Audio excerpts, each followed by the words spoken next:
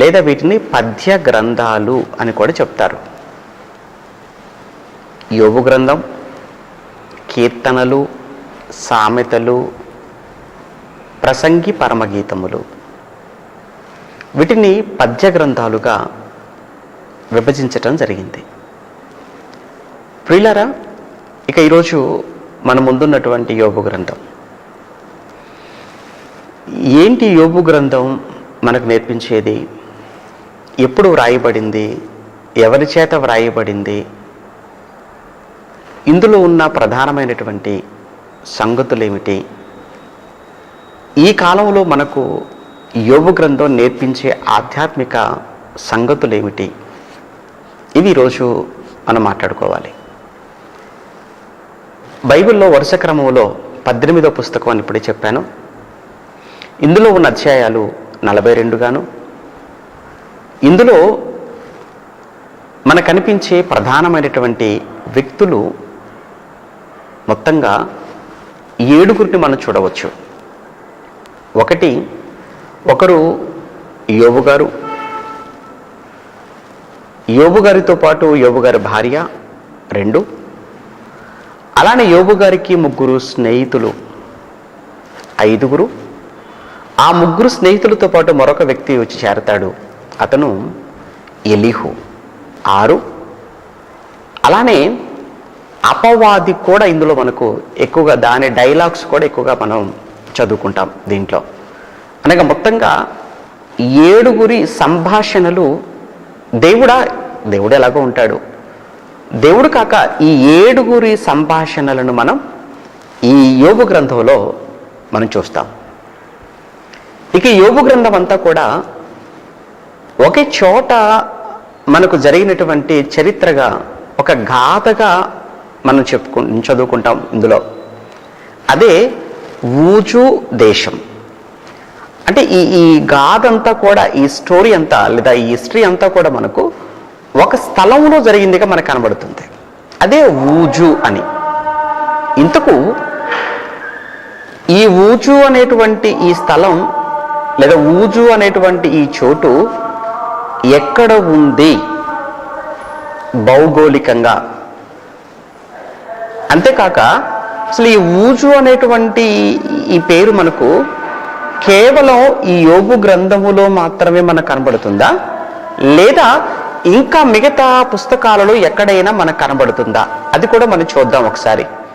ఈ ఊజు అని చెప్పానే, ఈ ఊజు అనేటువంటి ఈ పేరు కేవలం మనం చదువుకుంటున్నటువంటి యోబు గ్రంథంలో మాత్రమేనా, అలానే లేదా ఇంకా మిగతా ఎక్కడైనా మనకు కనబడుతుందా అంటే మరొక 2 సందర్భాల్లో లేదా మరొక 2 పుస్తకాలలో కూడా మనకు ఈ ఊజు అనేటువంటి ఈ పేరు మనం చూస్తాం. ముందుగా విలాపవాక్యములు మనం ముందుగా చూడగలిగితే, విలాపవాక్యములు అలానే ఇర్మియా. ముందుగా మనం విలాపవాక్యములలో ఎక్కడుందో ముందు చూద్దాం. విలాపవాక్యములు 4వ అధ్యాయములో, విలాపవాక్యములు 4వ అధ్యాయం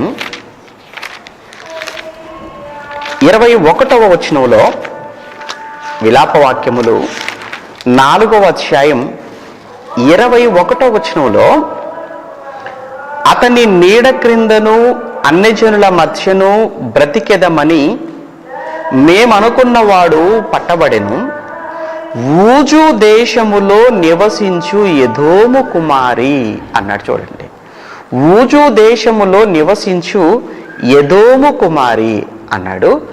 రైట్, ఇక్కడ ఆగండి, ఒక్కసారి వెనకకు వచ్చేద్దాం.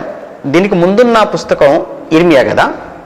ఒకసారి ఇర్మియా గ్రంథానికి ఒక్కసారి మనం వెనకకు వచ్చి ఇర్మియా గ్రంథం 25వ అధ్యాయం 20వ వచనాన్ని కూడా మనం చదువుకొని మరల విలాపవాక్యంలోనికి వద్దాం.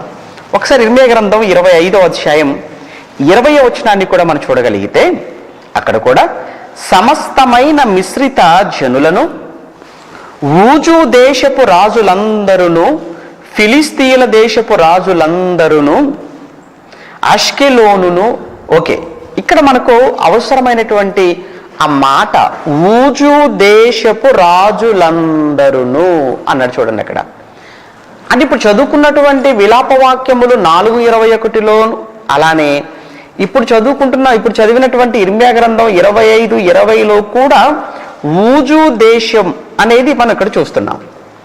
ఎందుకు ఇక్కడ ఊజు దేశాన్ని మీకు చూపిస్తున్నాను అంటే, ఇప్పుడు మన యోబు గ్రంథ ఈ చరిత్ర, ఈ గాథంతా కూడా అక్కడే జరిగిందని, ఇప్పుడు యోబు గ్రంథం మొదటి వచనానికి వెళ్తే మనకు అక్కడే స్టార్టింగే కనబడుతుంది మనకు. ఓకే, అందుకే ఇది ఎక్కడుంది అనేది ముందు మీకు చెప్పడం కోసం నేను ఇక్కడ తీసుకొచ్చాను. రైట్, ఇంతకు ఇది ఎక్కడుందన్నట్టు కరెక్ట్గా దీన్ని లొకేట్ చేయొచ్చు, ఇది ఎక్కడుందన్నట్టుగా మనం ఐడెంటిఫై చేయొచ్చు అన్నప్పుడు ఒకసారి మనం విలాప వాక్యముల దగ్గర ఉండమన్నాను కదా, ఒకసారి చూద్దాం. 4:21 మళ్ళీ ఒకసారి చదువుకుంటే, అతని నీడ క్రిందను అన్ని జనుల మధ్యను బ్రతికెదమని మేమనుకున్నవాడు పట్టుబడెను, ఊజు దేశములో నివసించు ఎదోము కుమారి అన్నాడు.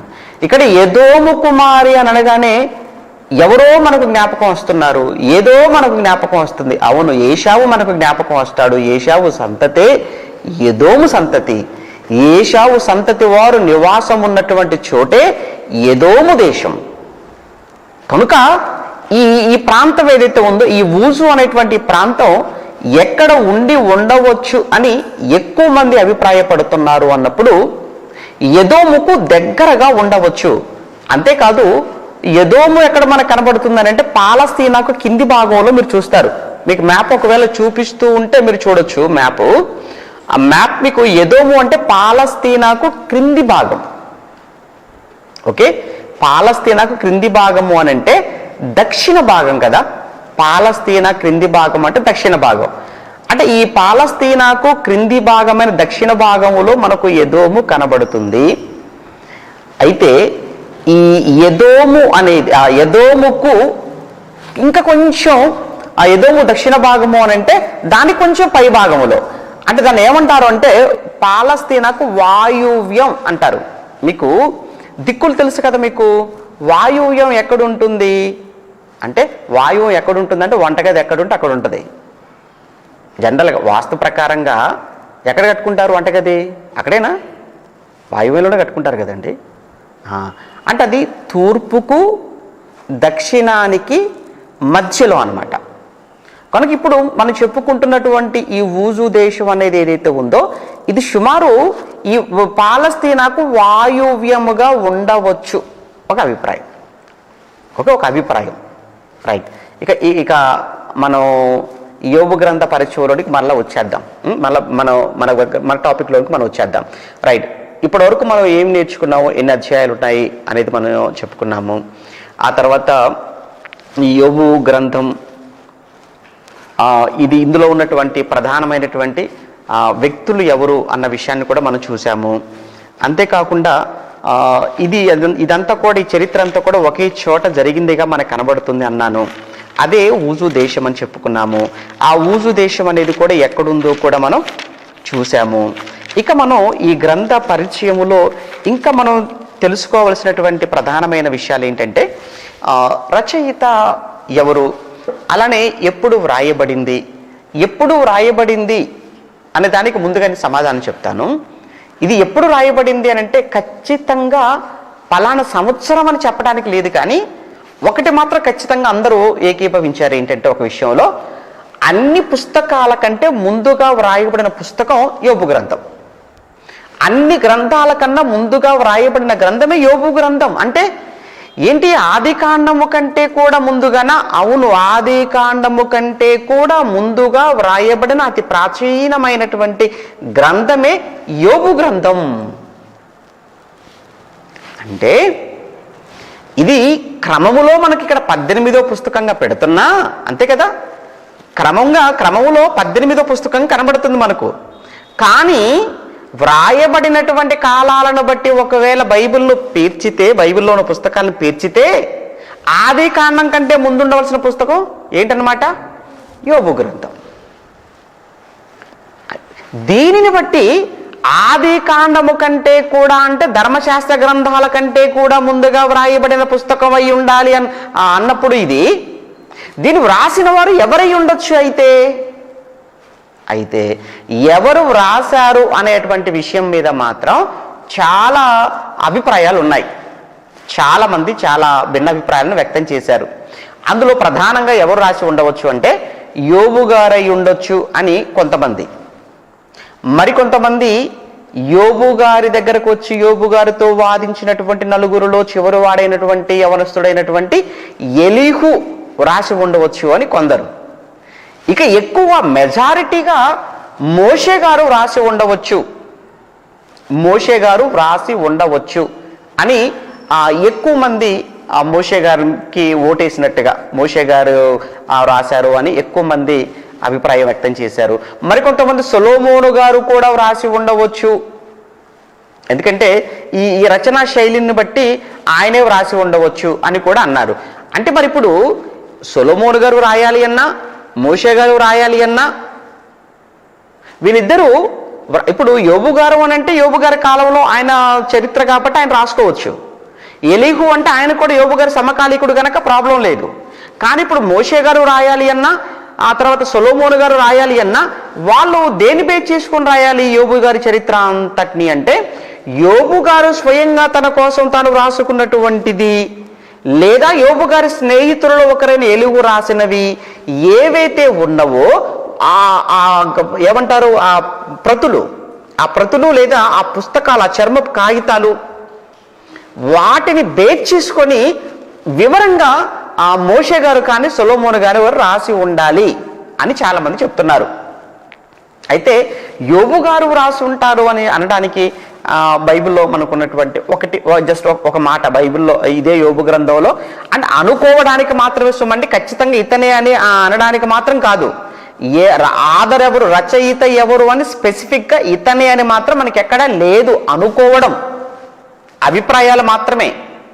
రైట్, ఇప్పుడు ఇందులో యోబు గారు అని అనుకోవడానికి ఉన్నటువంటి ఒక మాట ఏంటంటే యోబు గ్రంథం, ఇదే యోబు గ్రంథంలో మనం 19వ అధ్యాయం, ఇదే యోబు గ్రంథం 19వ అధ్యాయం 23-24 వచనాలు. యోబు గ్రంథం 19వ అధ్యాయం 23-24 వచనాలలో నా మాటలు వ్రాయబడవలెనని, చూసారా, నా మాటలు వ్రాయబడవలనని యోబు గారు, ఇది ఎవరి మాటలు ఇవి? యోబు గారు మాట్లాడుతున్న మాటలేనా ఇవి? యోబు గారి మాటలా లేకపోతే యోబు గారి స్నేహితుల మాటలా మనకు తెలియాలి అంటే ప్రారంభంలోనికి వెళ్ళాలి. 19 ప్రారంభం చదువుకుందామా? 19 ప్రారంభం. అంతటి యోబు ఇలాగున ప్రత్యుత్తరం ఇచ్చెను. అమ్మయ్య, అంటే ఈ 19వ అధ్యాయంలో మాటలు ఎవరు మాట్లాడుతున్న మాటలు అన్నమాట? యోబు గారు మాట్లాడుతున్న మాటలు. రైట్, ఇప్పుడు మరలా మనం 23 నా మాటలు వ్రాయబడవలనని నేను ఎంతో కోరుచున్నాను, అవి గ్రంథములో వ్రాయబడవలనని నేను ఎంతో కోరుచున్నాను. అంతేకాదు ఇవి ఎలా వ్రాయబడాలి అని అంటే అవి ఇనుప పొగరతో బండ మీద చెక్కబడి సీసముతో నింపబడి నిత్యము నిలవవలనని నేను ఎంతో కోరుచున్నాను. అంటే ఈ మాటలు స్వయంగా యోబు గారు మాట్లాడుతున్న మాటలు. అంటే యోబు గారు ఏం కోరుకుంటున్నారు అని అంటే ఆయన మాట్లాడుతున్న మాటలు అన్నీ కూడా వ్రాయబడాలి, అవి గ్రంథంలో వ్రాయబడాలి, అంతేకాదు చెక్కు చెదరనివిగా బండ మీద వ్రాయబడిన శిలాశాసనాల్లాగా ఉండిపోవాలి అని ఆయన కోరుకుంటున్నాడు. కనుక అతనే వ్రాసి ఉండవచ్చేమో అని అనుకోవడమే. ఓకేనా? రైట్. ఇక ఎలీహు అనే వ్యక్తి ఉన్నాడు, ఇతని స్నేహితుడు లేదా ఇతని సమకాలికుడు, యవనస్తుడు. వీళ్ళతో వయసులో పోల్చుకుంటే అతను చాలా చిన్నవాడు అని మనకు బైబిల్లో ఉంటుంది సమాచారం. ఓకే, అతను వ్రాసి ఉండవచ్చు అని అనుకోవడానికి ఉన్నటువంటి ఇంకొక ఎవిడెన్స్ ఏంటంటే ఇదే యోబు గ్రంథం 31-35. ఇదే యోబు గ్రంథం 31-35లో నా మనవి వినుటకై నాకొకడు ఉండవలెనని నేను ఎంతో కోరుచున్నాను. ఇదిగో నా చేవ్రాతల గురుతు, ఇదిగో నా ప్రతివాది వ్రాసిన ఫిర్యాదు. క్షమించండి, ఎలీహు అని ఇక్కడ స్పెసిఫిక్గా చెప్పటం కాదు, కానీ వేరే ఒక వ్యక్తితోనైనా తను వ్రాయించి ఉండవచ్చు అని అనుకోవడానికండి. ఎలీహు అని నేను ఇక్కడ ఈ మాటను బట్టి ఎలీహు అని చెప్పడానికి లేదు. అంటే యోబు గారు మరొకరితో వ్రాయించి ఉండవచ్చు అని అనుకునేటువంటి మాట ఇది. ఓకేనా? మళ్ళీ చదువుదాము. నా మనవి వినుటకై నాకొకడు ఉండవలనని నేను ఎంతో కోరుచున్నాను. ఇదిగో నా చేవ్రాలు గురుతు, ఇదిగో నా ప్రతివాది వ్రాసిన ఫిర్యాదు, సర్వశక్తుడు నాకు ఉత్తరం ఇచ్చునుగాక అన్నాడు. అంటే ఈ మాటలను బట్టి యోబు గారు మరొకరితో ఎవరితోనైనా కానీ తను చెబుతుండగానైనా వ్రాయించి ఉండవచ్చు అని అనుకోవటం. ఓకేనా? అంటే ఇప్పటి వరకు ఏంటంటే ఖచ్చితంగా రచయిత ఎవరు అనేటువంటి విషయం మాత్రం మనకున్నటువంటి బైబిల్లో ఉన్నటువంటి సాక్ష్యాలను బట్టి అయితే లేదు. కానీ యోబు గారు అని అనుకోవటం, లేదా యోబు గారు తనతో ఉన్నటువంటి వారిలో ఎవరితోనో ఒక దగ్గరగా ఉన్న వారితో వ్రాయించి ఉండవచ్చు అంతవరకు. ఇక రెండు, మోషే అని ఒక మాటగా చెప్పాను. మోషే అని అనటానికి కారణం ఏంటంటే ఇప్పుడు మనం చూసినటువంటి ఈ ఊసు అనేది ఏదైతే ఉందో అది కాస్త మిథ్యానుకు దగ్గరగా ఉన్నట్టు. మిథ్యాను అనగానే మనం ఏం జ్ఞాపకం చేసుకుంటాము అని అంటే, మోషే గారు 40 సంవత్సరాలు మిథ్యానుకు పారిపోతాడు కదా ఐగుప్తు నుంచి. ఐగుప్తు నుంచి మిథ్యానుకు పారిపోతాడు. ఐగుప్తులో వాళ్ళు బానిసలుగా ఉన్న కాలంలో ఒక ఐగుప్తుని హత్య చేస్తాడు కదా. ఐగుప్తుని హత్య చేసిన తర్వాత అది రాజుగారికి తెలిసిపోయిందనేటువంటి సంగతి తను విన్నప్పుడు అక్కడ నుంచి అతను పారిపోయింది మిథ్యానులో 40 ఏళ్ళు ఉంటాడు. ఆ మిథ్యానులో 40 సంవత్సరాల పాటు మిథ్యానులో ఉన్న కాలములోనైనా కానీ ఇతను యోబు గ్రంథాన్ని వ్రాసి ఉండవచ్చు. అంటే ఇక్కడ మోషే గారు మిథ్యానులో ఉన్నప్పుడు ఒకవేళ యోబు గారి చరిత్ర, యోబు గ్రంథాన్ని వ్రాసి ఉంటాడు అని అనుకుంటే ఇది ఎప్పుడు జరిగి ఉండాలి యోబు గారి చరిత్ర అయితే? అర్థమవుతుంది కదా. ఇప్పుడు ఒకవేళ మోషే గారు వ్రాసుంటాడు మిథ్యానుకు వెళ్ళినప్పుడు, మిథ్యాన్ అనేది ఆ ఊసుకు దగ్గరగా ఉంది, 40 ఏళ్ళు ఆయన అక్కడ మంద కాచుకునేటువంటి సమయంలో యోబు గ్రంథం వ్రాసి ఉంటాడు అని అనుకుంటే, అంటే ఇప్పుడు ఇందులో ఉన్నటువంటి గాథ ఎప్పుడు జరిగి ఉండాలి అంటే సుమారుగానండి ఇది ఎవరి కాలానికి లేదా యోబు గారు ఎవరి సమకాలీనుడుగా మనం చెప్పుకోవచ్చు అంటే పితరుల సమకాలీకుడు. అంటే అబ్రహాము, ఇస్సాకు, యాకోబుల సమకాలీనుడై ఉండవచ్చు. ఓకేనా? యోబు గారు అబ్రహాము కాలానికి లేదా ఇస్సాకు, యాకోబుల కాలానికి, మొత్తానికైతే అబ్రహాము, ఇస్సాకు, యాకోబుల కాలానికి చెందినవాడు, పితరుల కాలానికి చెందినవాడు అని ఖచ్చితంగా ఎలా చెప్పగలము అని అంటే యోబు గ్రంథంలో ఉన్నటువంటి 42 అధ్యాయాలలో కూడా ఎప్పుడు కూడా ఎక్కడా కూడా ధర్మశాస్త్ర సంబంధమైనటువంటి సంగతులు కానీ, ధర్మశాస్త్ర సంబంధమైన విధులు కానీ, ఆజ్ఞలు కానీ, పండుగలు కానీ, ఆచారాలు కానీ ఏవి కూడా మనకు కనబడవు. మీకు అర్థమైంది అనుకుంటున్నాను. మీరు కీర్తనలోనికి వెళ్ళండి, ధర్మశాస్త్రానికి సంబంధించినవి బోళ్ళనికి మనకు కనబడుతుంటాయి. సామెతల్లోకి వెళ్ళిపోయిన ధర్మశాస్త్రం సంబంధించినటువంటి ఆ ఆజ్ఞలు, ఆ ధర్మశాస్త్ర సంబంధమైనటువంటి ఆ విధులు మనం అక్కడక్కడ చదువుకుంటాం. ఇక ప్రసంగి పరమగీతంలో కూడా కనబడుతుంది. ఇజ్రాయేలు అంతెందుకు, అసలు ఇజ్రాయేలు అనేటువంటి పేరు కూడా మనకి ఇక్కడ, ఇజ్రాయేలీలు అనేటువంటి పేరు కూడా ఎక్కువగా మనం ఇక్కడ చదువుకోం. ఎక్కడ? యోబు గ్రంథంలో. అంటే ఇశ్రాయేలీలు అని కానీ, లేదా వారికి ఇచ్చిన ఆజ్ఞలని కానీ, లేదా వారికి ఇచ్చిన ధర్మశాస్త్రం అని కానీ, లేదా ఆ ధర్మశాస్త్రంలోని పండుగలని కానీ, అసలు ఈ ధర్మశాస్త్ర సంబంధమైన ఏ సంగతులు కూడా మనకి ఇందులో కనిపించటం లేదు అని అంటే అక్కడ మీకు ఒక విషయం అర్థం కావాలి వెంటనే. అంటే యోబు గ్రంథం అనేది ధర్మశాస్త్రం రాకముందు రాయబడిన గ్రంథం. అర్థమైంది అనుకుంటున్నాను ఇప్పుడు కొంచెం. యోబు గ్రంథం మోషేకు దేవుడు సీనాయి కొండ దగ్గర ధర్మశాస్త్రాన్ని ఉపదేశించక ముందు ఈ గ్రంథం రాయబడింది. అంటే మరి యోబు గారు ఎప్పటి కాలానికి చెందినవాడు ఉంటే ఆయన పితరుల కాలానికి చెందినవాడుగా ఉండాలి. అందుకే ఇది చాలా ప్రాచీనమైనటువంటి పుస్తకం, పురాతనమైనటువంటి పుస్తకం. ఈ పురాతనమైనటువంటి ఈ పుస్తకములో దేవుడు యెహోవా అని మనం చదువుకుంటాం. మోషే గారి కాలములో యెహోవా అంటే అది అజ్ఞానం. అది దేవుడు యెహోవాని యోబు గ్రంథం అన్నిటికంటే ముందుగా వ్రాయబడిన గ్రంథం యోబు గ్రంథం. ఇందులో మనకు యెహోవా మనకు కనబడతాడు, ఇందులో మనకు దేవుడు కనబడుతున్నాడు. ఓకేనా? సరే, ఏం మాట్లాడుకుంటున్నాం? ఏమండి, రచయిత ఎవరు అనేటువంటి విషయమే కదా మనం ఇప్పటివరకు చెప్పుకుంటున్నాం. ఎప్పుడు రాయబడిందన్న సంగతే కదా. అన్ని గ్రంథాల కంటే ముందుగా రాయబడిన గ్రంథం. రచయిత ఎవరు అనేది మనం స్పష్టంగా చెప్పలేకపోయినప్పటికీ కూడా రచయిత ఎవరు అనేటువంటి విషయంలో యోబు గారు అయి ఉండొచ్చు, యోబు గారి సమకాలీన యోబు గారి స్నేహితుల్లో ఎవరో ఒకరు అయి ఉండొచ్చు, లేదు అంటేనేమో మోషే గారు, లేదు అంటేనేమో సొలొమోను గారు అయి ఉండొచ్చు అనేటువంటివి అభిప్రాయాలు మాత్రమే. Okay, right. ఇక కాలము అనంటే పితరుల కాలం అని చెప్పుకుంటున్నాం మనం. ఎందుకంటే పితరుల కాలము అనంటే అబ్రహాము గారి కాలం అన్నాం అనుకోండి, సుమారుగా క్రీస్తు పూర్వం 2000 సంవత్సరాలు, అంతేనా? లేదా ఇస్సాకు యాకోబుల కాలం అన్నాం అనుకోండి, సుమారుగా 1800-1700 సంవత్సరాల క్రితం.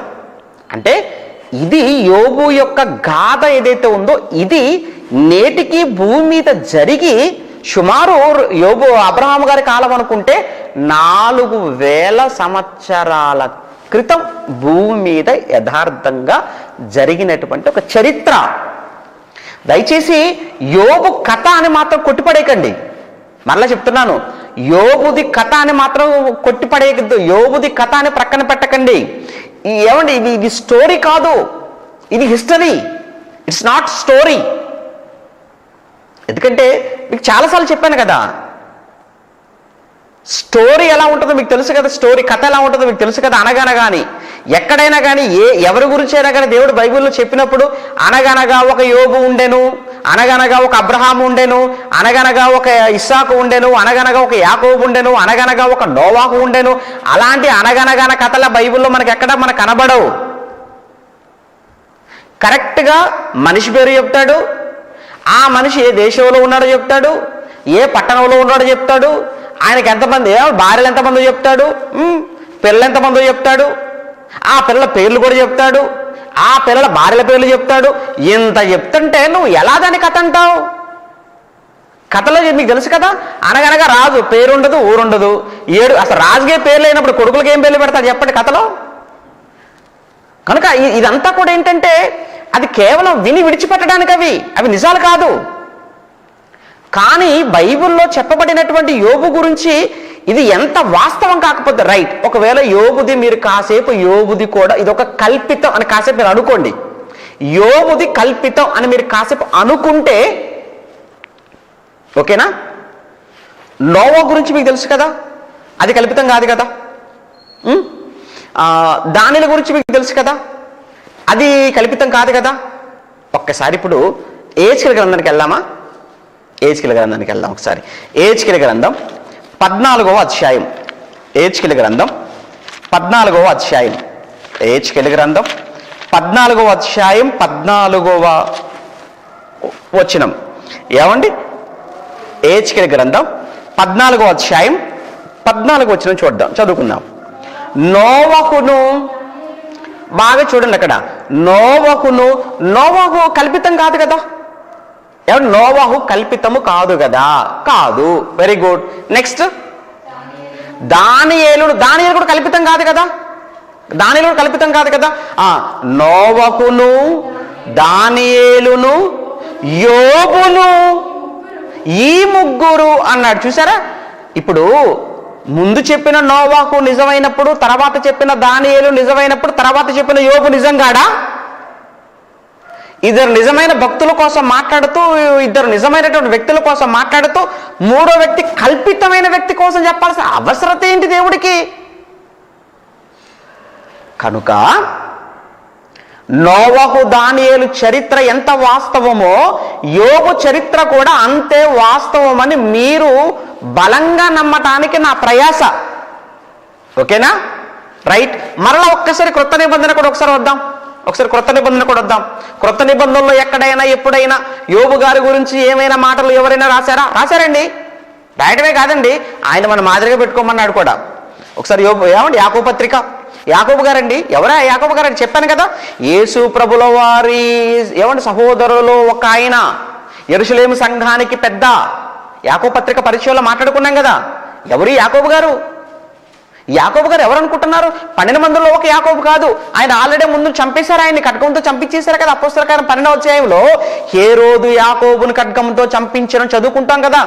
జబదే కుమారులో ఒకడైనటువంటి లేదా యోహాను గారి సహోదరుడైన యాకోబును ముందుగా చంపేశారు 12 మందిలో ఒక ఆయన. మరి ఇప్పుడు ఇక యాకోబు పత్రిక రాస్తున్నది ఎవరు అంటే, ఈ పత్రిక రాస్తున్నటువంటి యాకోబు గారు యేసు ప్రభుల వారి తోడబుట్టినవాడు, యేసు ప్రభువుకి తమ్ముడైన. ముందు ప్రభు నమ్మలేదు కదా, ముందు నమ్మలేదు, తర్వాత నమ్మారు కదా. కనుక సంఘానికి, యెరూషలేము సంఘానికి ఒక స్తంభముగా ఉన్నవాడు, యెరూషలేము సంఘానికి ఒక పెద్దగా ఉన్నవాడు పత్రిక రాశాడు. ఇందులో ఈయన ఏం మాట్లాడుతున్నా చూస్తారా ఒకసారి. అదే యాకోబు పత్రికలో 5వ అధ్యాయం 11వ వచనం. యాకోబు పత్రిక 5వ అధ్యాయం 11వ వచనంలో, సహించిన వారిని ధన్యులు అని అనుకొనుచున్నాం. ఎవరిని ధన్యులు అనుకొనుచున్నాము? ధన్యులు అని ఎవరిని అనుకొనుచున్నాము అన్నాడు ఆయన. సహించిన వారిని అన్నాడు. సహించిన వారిని అన్నాడా, తిరగబడిన వారిని అన్నాడా? సహించిన వారు ధన్యులు అవుతారు, తిరగబడిన వారు కాదు, ఎదురు తిరిగిన వారు కాదు.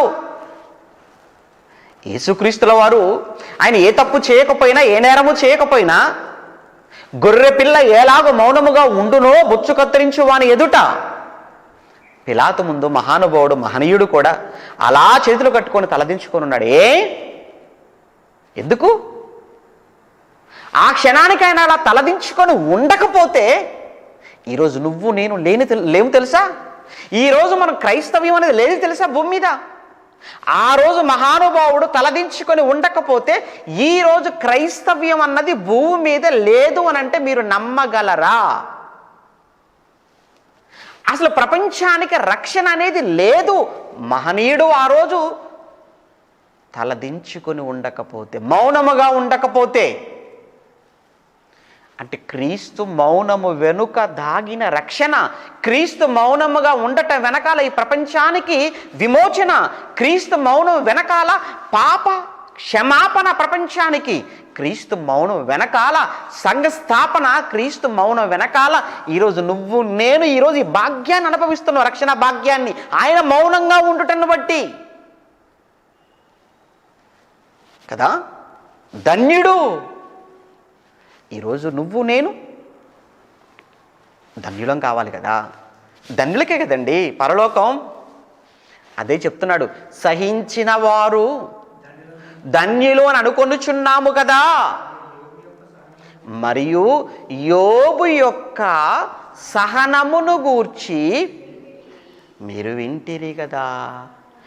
యోబు యొక్క సహనమును గూర్చి మీరు వింటిరి కదా. ఎవరి గురించి మాట్లాడుతున్నాడు ఇక్కడ యాకోబు గారు? యోబు గురించి. అప్పటికి సుమారు 2000 సంవత్సరాల క్రితం, అబ్రహాం గారి కాలం అనుకుంటే, అంతే కదండి. మరి మొదటి శతాబ్దానికి ఎంత కాలం? 2000. మొదటి శతాబ్దంలో రాయబడిన పత్రిక కదా. అంటే అప్పటికి 2000 సంవత్సరాల క్రితం భూమి మీద ఊజు దేశంలో బ్రతికి మరణించిన ఒక భక్తుడైన యోబు గురించి జ్ఞాపకం చేస్తున్నాడు యాకోబు గారు. అంతేకాదు సహనానికి మారుపేరు, అంతేకాక మనకందరికీ మాదిరి అని యోబుని జ్ఞాపకం చేస్తున్నప్పుడు యోబు కల్పితం అవుతాడా? యోబు కథలో ఒక భాగం అవుతాడు ఆయన. రైట్. అంటే ఇప్పుడు మనం చదువుకున్న ఏజ్కేలు గ్రంథమును బట్ట, ఇప్పుడు చదువుకున్న యాకోబు పత్రికను బట్ట, యోబు అనగానే అతను రియల్గా వాస్తవంగా ఉన్నవాడు తప్ప లేనివాడు, కల్పించబడినవాడు కాడు అనేటువంటి ఒక నిజం మనం గ్రహించేసాం. అమ్మయ్య. అంటే ఇప్పటివరకు ఏం విన్నాము? ఇప్పటివరకు ఏం నేర్చేసుకున్నాము? ఏమండి? యోబు గురించి మనం ఏం మాట్లాడుకుంటున్నాము? రచయిత ఏమండి ఎవరు అనే విషయమా? ఆ విషయాన్ని మాట్లాడుకున్నాము. ఆ తర్వాత ఇది ఎప్పుడు జరిగినటువంటి విషయము అనేది ఇప్పుడు చెప్పుకుంటున్నాం. వాస్తవానికి ఎప్పుడు జరిగిన విషయం అనేది ఆ విషయం గురించి కదా మాట్లాడుతున్నాం. ఇది పితరుల కాలంలో జరిగినదై ఉండొచ్చు అని అనుకోవడానికి ఎక్కువ, ఎందుకంటే ధర్మశాస్త్ర సంబంధమైనటువంటి ఏ విధమైన సంగతులు మనకి ఇందులో కనిపించకపోవడాన్ని బట్టి ఇది యోబు గారు లేదా ఇది పితరుల కాలంలో జరిగినటువంటి ఇన్సిడెంట్. ఇంకొక విషయం కూడా మనం చెప్పుకోవచ్చండి. ఏంటంటే విషయం, ఇది పితరుల కాలం అని చెప్పడానికి యోబు గారు సుమారుగా 200 సంవత్సరాలు బ్రతికాడంటే. సుమారు, ఖచ్చితంగా బైబిల్లో లేదులే, కానీ సుమారుగా 200 సంవత్సరాలు. ఎలా చెప్పొచ్చు అని అంటేనండి, ఒకసారి చివరి అధ్యాయానికి వెళ్దామా? ఒకసారి చివరి అధ్యాయానికి ఏమంటే, చివరి అధ్యాయం అంటే 42వ అధ్యాయం కదా. చివరి అధ్యాయం 42వ అధ్యాయములో యోబు గారి గురించి 16వ వచనంలో, అటు తర్వాత యోబు 140 సంవత్సరములు బ్రతికి అన్నాడు. అంటే 140 సంవత్సరాలు బ్రతికి అంటే అటు తర్వాత అన్నాడు. ఆ పదం చూడండి, అక్కడ యోబు గారి జీవితకాలం అంతా చెప్పట్లేదు. అక్కడ యోబు గారి బ్రతుకు కాలం అంతా 140 కాదు. అటు తర్వాత అంటే అర్థం ఏంటో తెలుసా? యోబు గారు వివాహం చేసుకుంటాడు. వివాహం చేసుకున్న తర్వాత 7 కుమారులను కంటాడు. 7 కుమారులతో పాటే 3 కుమార్తెలను కూడా కంటాడు. అంటే యోబు గారు వివాహం చేసుకొని 10 మంది కుమారులను లేదా మొత్తం 10 మంది సంతానాన్ని 10 మంది పిల్లలను కన్న తరువాత ఆయన కష్టం వస్తుంది. ఆ కష్టం తర్వాత ఆశీర్వాదం వస్తుంది. ఆ ఆశీర్వాదం తరువాత ఆయన బ్రతికిన కాలం మనం అటు తర్వాత అంటే ఆయన 10 మంది పిల్లలను కని ఆ 10 మంది పిల్లలను పోగొట్టుకొని ఆ తర్వాత అతని యొక్క శ్రమలలో నుంచి కష్టములో నుంచి దేవుడు అతన్ని మరల బ్లెస్ చేసి దేవుడు అతన్ని మరల ఆశీర్వదించితే ఆ తర్వాత అతను బ్రతికిన కాలం ఎంతట? 140. అంటే ఇప్పుడు 10 మంది వివాహమై 10 మంది పిల్లలను కన్నాడు అని అంటే అప్పటి వరకు ఆయన వయసు ఎంత ఉండొచ్చు అని మీరు అనుకుంటున్నారు? ఏమండి, 20 ఏళ్ళు అనుకుందాం. పెళ్ళై 10 మంది పిల్లల్ని కన్నాడు కదా. అంటే సుమారుగా అటు ఇటుగా మనం అలానే 10 మంది పిల్లల కన్న తర్వాత శ్రమ శోధన ఎప్పుడు వచ్చిందో అది స్పెసిఫిక్గా చెప్పలేదు కదా అక్కడ. కనుక మనం ఏమనుకోవచ్చు అంటే ఒక 60 అనుకుంటున్నాను. నేను అనుకోవడం ఒక 60 అనుకుంటున్నాను. అంటే శోధనకు ముందు ఒక 60, తర్వాత ఒక 140. ఈ ఒక 140 ఆ యొక్క 60 అంటే మొత్తంగా 200 సంవత్సరాలు. అంటే 200 సంవత్సరాలు యోబు గారు బ్రతికి ఉండవచ్చు అని అనుకుంటున్నప్పుడు నేనేమనుకుంటానంటే ఇది అబ్రహాము, ఇస్సాకు, యాకోబుల కాలం అయితేనే ఇంత ఆయుష్. ఎందుకంటే మోషే కాలం నుంచి ఎవరంతకాలం బ్రతికారు చెప్పండి కదా. కనుక నా అభిప్రాయం ఇది, మీరు కూడా ఆలోచించండి. కనుక ఇది ఖచ్చితంగా ఆ కాలం నాటికి అంటే ఇది పితరుల కాలం నాటికి చెందినవాడుగా ఉండాలి యోబు గారు. ఏమండి, ఓకేలేండి. ఇవన్నీ కూడా ఏంటంటే ఇప్పటివరకు పుస్తకానికి సంబంధించిన చిన్న విషయాలు మనం తెలుసుకున్నాం. ఇక పుస్తకం లోపలికి వెళ్ళామనుకోండి, మనం పుస్తకం లోపలికి మనం ముఖ్యంగా వెళితే ఈ పుస్తకాన్ని లేదా ఈ పుస్తకంలో మనకు కనిపించేటువంటి ఈ 42 అధ్యాయాలను దీన్ని మొత్తాన్ని మనం ఎన్ని భాగాలుగా మనం చేసుకోవచ్చు అంటే ప్రధానంగా 4 భాగాలుగా మనం మాట్లాడుకోవచ్చు. యోబు గ్రంథాన్ని 42 అధ్యాయాలను 4 భాగాలుగా చేస్తున్నాను. జాగ్రత్తగా మీరు రాసుకోండి, జాగ్రత్తగా వినండి. ఈ 4 భాగాలు అనగానే మొదటి 2 అధ్యాయాలు మొదటి భాగం. ఇంకొక విషయం కూడా చెప్తాను ఇక్కడ. ఏంటంటే ఇది కావ్య గ్రంథము అని చెప్పాను కదా, పద్య పుస్తకము అని చెప్పాను కదా. మీకు తెలుసా అసలు పద్య పుస్తకం అంటే ఏంటో? పద్య భాగము చదువుకున్న వాళ్ళకు కొంచెం తెలుసుంటుంది. పద్య భాగము, గద్య భాగం అని ఉంటాయి తెలుగులో. తెలుగు సబ్జెక్టు మీకు తెలుసుంటే పద్య భాగము, గద్య భాగం. పద్య భాగం ఎలా ఉంటుందంటే పద్యాలు, వాటికి ప్రతిపదార్థాలు, ఆ తర్వాత వాటికి తాత్పర్యాలు తెలుసు కదా మీకు అవన్నీ కూడా. గద్య భాగం అంటే ఏంటంటే ఒక స్టోరీ టైప్లో ఉంటాయి అన్నమాట. ఇక్కడ యోబు గ్రంథానికి వచ్చేటప్పటికి ఏంటంటే ప్రారంభము ముగింపు గద్య రూపంలో కనబడుతుంది మనకు. అంటే మొదటి 2 అధ్యాయాలు గద్య రూపంలోనే ఉంటాయి. యోబు గారు ఎవరు, ఆయనకి ఎంతమంది ఉన్నారు, ఎక్కడున్నారు, ఏం చేశాడు, ఏంటి అనేది ఇదంతా కూడా మనకు మొదటి 2 అధ్యాయాలు కూడా ఎలా ఉంటాయంటే గద్య రూపంలో ఉంటాయి. అంటే మొదటి 2 అధ్యాయాలు డైరెక్ట్గా స్టోరీ కొనసాగుతున్న స్టోరీ టైప్లో ఉంటుంది మొదటి 2 అధ్యాయాలు. అంటే ఇది మొదటి 2 అధ్యాయాలు గద్య భాగంగా కనబడుతుంది. మరలా చివరిలో ముగింపు కూడా గద్య భాగంగానే కనబడుతుంది. చివరి ముగింపు మాటలు 42 అధ్యాయంలో ముగింపు మాటలు. కానీ ఇక 3 నుంచి ఆల్మోస్ట్ ఇక 42 అధ్యాయం స్టార్టింగ్ వరకు లేదా 41 వరకు కూడా మొత్తంగా కూడా మనకు పద్య భాగంలోనే మనకు చరిత్ర, పద్య భాగంలోనే మనకు కనబడుతుంది. ఓకేనా? ఇంకో కొన్ని ప్రాథమికమైన విషయాలు ఏంటంటే యోబు అనేటువంటి పేరుకు 2 అర్థాలు ఉన్నాయి. 2 అర్థాలు. ఒకటి ఏంటంటే బాధింపబడినవాడు, లేదా హింసింపబడినవాడు మొదటి అర్థం. యోబు అనేటువంటి ఇవన్నీ కూడానండి హిబ్రూ పేర్లు కదా. యాక్చువల్గా యోబును హిబ్రూలో అయ్యబ్ అంటారట. ఏమండి యోబును హిబ్రూలో అయ్యబ్. ఓకే, యోబు అనేటువంటి ఈ పేరుకు యాక్చువల్గా తెలుగులో బాధింపబడటం లేదా హింసింపబడటం ఒక అర్థం. ఓకేనా, బాధింపబడటం, హింసింపబడటం. ఇదే పేరుకు అరబిక్ భాషలో ఉన్న అర్థం ఏంటంటే తిరిగి పొందుకోవటం. అరబిక్లో తిరిగి పొందుకోవటం. ఓకే, ఈ హిబ్రూలో వచ్చేసి హింసించబడటం లేదా బాధించబడటం. నిజమే అన్నట్టుగా కనబడుతుంది మనకు ఈ యోబు గారి చరిత్ర తెలిసిన వాళ్ళకు ఈ పేర్లు. రైట్, ఇక ఈ యోబు గ్రంథంలోనికి మనం వెళ్ళినప్పుడు మొదటి 2 అధ్యాయాల గురించి మనం మాట్లాడుకుంటున్నాం కదా. ఈ మొదటి 2 అధ్యాయాలకు మనం పెట్టేటువంటి టైటిల్ ఏంటంటే యోబు గారి పరిచయం అని అనుకోండి. మొదటి 2 అధ్యాయాలు యోబు గారి పరిచయముతో పాటు సాతాను యొక్క శోధన. మొదటి 2 అధ్యాయాలు యోబు పరిచయంతో పాటు సాతాను యొక్క శోధన, మొదటి 2 అధ్యాయాలు. ఇక నెక్స్ట్ మనకు 3 నుంచి 31. ఓకేనా, 3 నుంచి 31, 3వ అధ్యాయము నుంచి 31వ అధ్యాయం వరకు యోబు గారితో పాటు 3 స్నేహితులు ఉంటారు. అందులో ఒక ఆయన వచ్చేసి తేమానీయుడైనటువంటి ఎలీఫజ్ అయితే, మరొకడు వచ్చేసేమో ఏమంటారు షిమానీయుడు అని ఉంటుంది. ఒకసారి చూస్తారా మీరు 2వ అధ్యాయం షూహీయుడు. ఓకే, షూహీయుడు ఏమంటే తేమానీయుడైనటువంటి ఎలీఫజు, ఆ తర్వాత షూహీయుడైనటువంటి బిల్దదు, ఆ తర్వాత ఇంకొక వ్యక్తి పేరు వచ్చేసి మనకు నయమాతీయుడు అని రాయబడుతుంది. నయమాతీయుడైనటువంటి జోఫరు. ఓకే, పేర్లు మనకు ప్రధానంగా పేర్లు ఏంటంటే ఎలీఫజు, బిల్దదు, జోఫరు. ఈ 3 అంటే యోబు గారికి ఈ 3కి మధ్య జరుగుతున్నటువంటి వాదోపవాదాలు లేదా ఈ 3కి యోబు గారికి మధ్య జరుగుతున్న సంభాషణ అంతా కూడా మనకు 3 నుంచి 31 వరకు అదే కనబడుతుంది. Okay, right.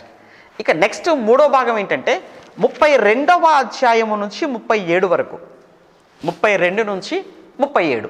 ఈ 32 నుంచి 37లో ఉన్నటువంటి ఆ అధ్యాయాలలో ఉన్నటువంటి ఆ 3వ భాగంలో ఉన్నటువంటి విషయం ఏంటంటే 37వ అధ్యాయానికి వచ్చేటప్పటికి 32వ అధ్యాయానికి వచ్చేటప్పటికి అక్కడ ఈ 3తో పాటు మరొక వ్యక్తి వాళ్ళకి యాడ్ అవుతాడు. అతడి పేరు ఎలీహు. అంటే ఇతడు ఏంటంటే ఇప్పటి వరకు 3వ అధ్యాయం నుంచి 31వ అధ్యాయం వరకు అలా దూరంగా కూర్చొని వీళ్ళ వాదోపవాదాలు, వీళ్ళ వాద ప్రతివాదనలు జాగ్రత్తగా వింటూ ఇక వీడికి విసుగొచ్చేసింది అనమాట. ఎలీహు అనేవాడికి వీడికి విసుగొచ్చి అప్పుడు వీడు ఎంటర్ అవుతాడనమాట. ఓకేనా, అప్పుడు ఇక వాళ్ళు సైలెంట్ అయిపోతే వీడు మాట్లాడుతున్నాడు. వీడికి యోబు గారికి మధ్య జరుగుతున్న డిస్కషన్ అనమాట ఇది. 32 నుంచి 37 వరకు యోబుకు ఎలీహుకు మధ్య సంభాషణ అయిపోయింది. ఇక 4వ భాగం చివరి భాగం 38 నుంచి 42 వరకు. 38 నుంచి 42. ఈ 38 నుంచి 42 వరకు ఉన్నటువంటి 4వ భాగంలో దేవుడికి యోబుకు, ఓకేనా, యోబుకు దేవునికి మధ్య జరుగుతున్నటువంటి లేదా జరిగినటువంటి సంభాషణ 38 నుంచి 42 వరకు 4 భాగాలు. రైట్, ఇప్పుడు ఇందులో మీకు ఇంకా కొంచెం క్లారిటీ కోసం ఏం చెప్తాను అని అంటే, ఇందులో 3 అని చెప్పాను కదా, 3 స్నేహితుల కోసం చెప్పాను కదా. ఎవరు? ఎలీహు, క్షమించండి, ముందు ఎలీఫజు, బిల్దదు, జోఫరు. ఇప్పుడు ఎలీఫజు మాట్లాడినటువంటి అధ్యాయాలు చెప్తాను, ఆ తర్వాత బిల్దదు మాట్లాడిన అధ్యాయాలు చెప్తాను, ఆ తర్వాత వచ్చేసి జోఫరు మాట్లాడిన అధ్యాయాలు కూడా చెప్తాను, వేరువేరుగా, మీకు కన్ఫ్యూజన్ లేకుండా. ముందుగా మీరు ఎలీఫజు మాట్లాడిన అధ్యాయాలు, ఎలీఫజు మాట్లాడిన అధ్యాయాలు 4వ అధ్యాయం, 15వ అధ్యాయం, 22. 4, 15, 22 ఎలీఫజు మాట్లాడిన అధ్యాయాలు. 4, 15, 22 ఎలీఫజు యొక్క సంభాషణ మనం చూస్తుంటాం. నెక్స్ట్ బిల్దదు 8, 18, 25. 8, 18, 25 ఇది బిల్దదు యొక్క సంభాషణగా మనం చూస్తుంటాం. Next Zophar 11, 20. 11వ అధ్యాయం, 20వ అధ్యాయం ఈ 2 అధ్యాయాలలో మనకు జోఫర్ యొక్క సంభాషణ మనం చూస్తాము. ఇది పుస్తకంలోనికి వెళ్ళడానికి ముందు మీకు అవసరమైన లేదా మనకు అవసరమైనటువంటి బేసిక్ ఇన్ఫర్మేషన్ అన్నమాట. ఇదంతా కూడా ప్రాథమికమైనటువంటి సమాచారం. ఇక ఈ పుస్తకం యొక్క పరిచయంలో అసలు ప్రధానమైనటువంటి ఉద్దేశం కూడా మనకు తెలియాలి. ఆ ఉద్దేశాన్ని బేస్ చేసుకొని ఈ పుస్తకంలో కొన్ని సంగతులు మీకు జ్ఞాపకం చేసి ముగించేస్తాను. ఓకేనా? రైట్. ఇక ఈ పుస్తకానికి సంబంధించి ప్రధానమైనటువంటి విషయం ఏంటంటే, అసలు ఈ పుస్తకం రాయబడటంలోని ఉద్దేశం ఏంటంటే, ఒక మాటలో శ్రమలు అనేవి, కష్టాలు అనేవి, బాధలు అనేవి నీతిమంతుడికి కూడా వస్తాయా? నీతిమంతుడైతే, యథార్థవంతుడైతే, భక్తుడైతే అసలు శ్రమలు, కష్టాలు, వేదన ఎందుకు వస్తుంది? రాకూడదు కదా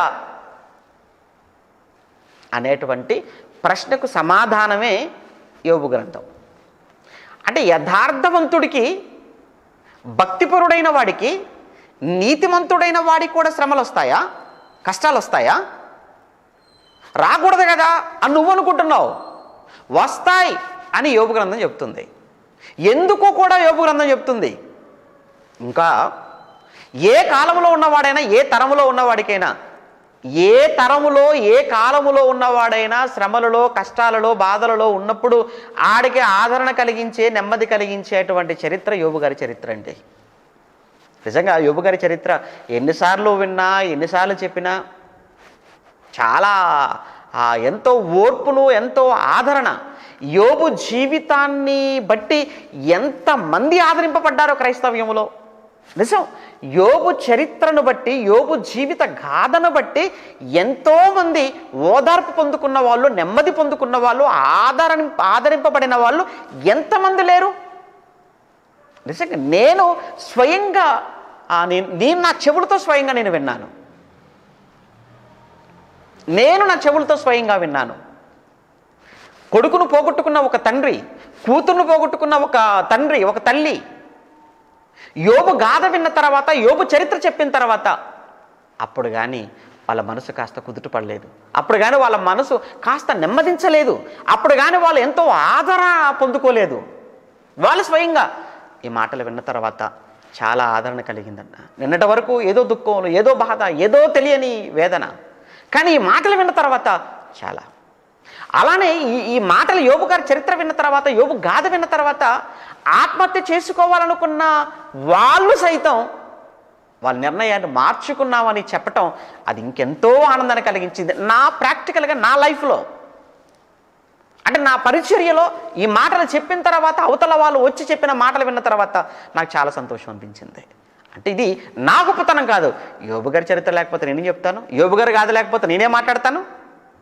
అంటే యోబు గారి యొక్క గాథ, యోబు గారి యొక్క చరిత్ర ఇలా ఎంతమందిని ప్రత్యక్షంగానో పరోక్షంగానో ప్రభావితం చేసిందో, చేస్తుందో మీకు అర్థం కావాలి.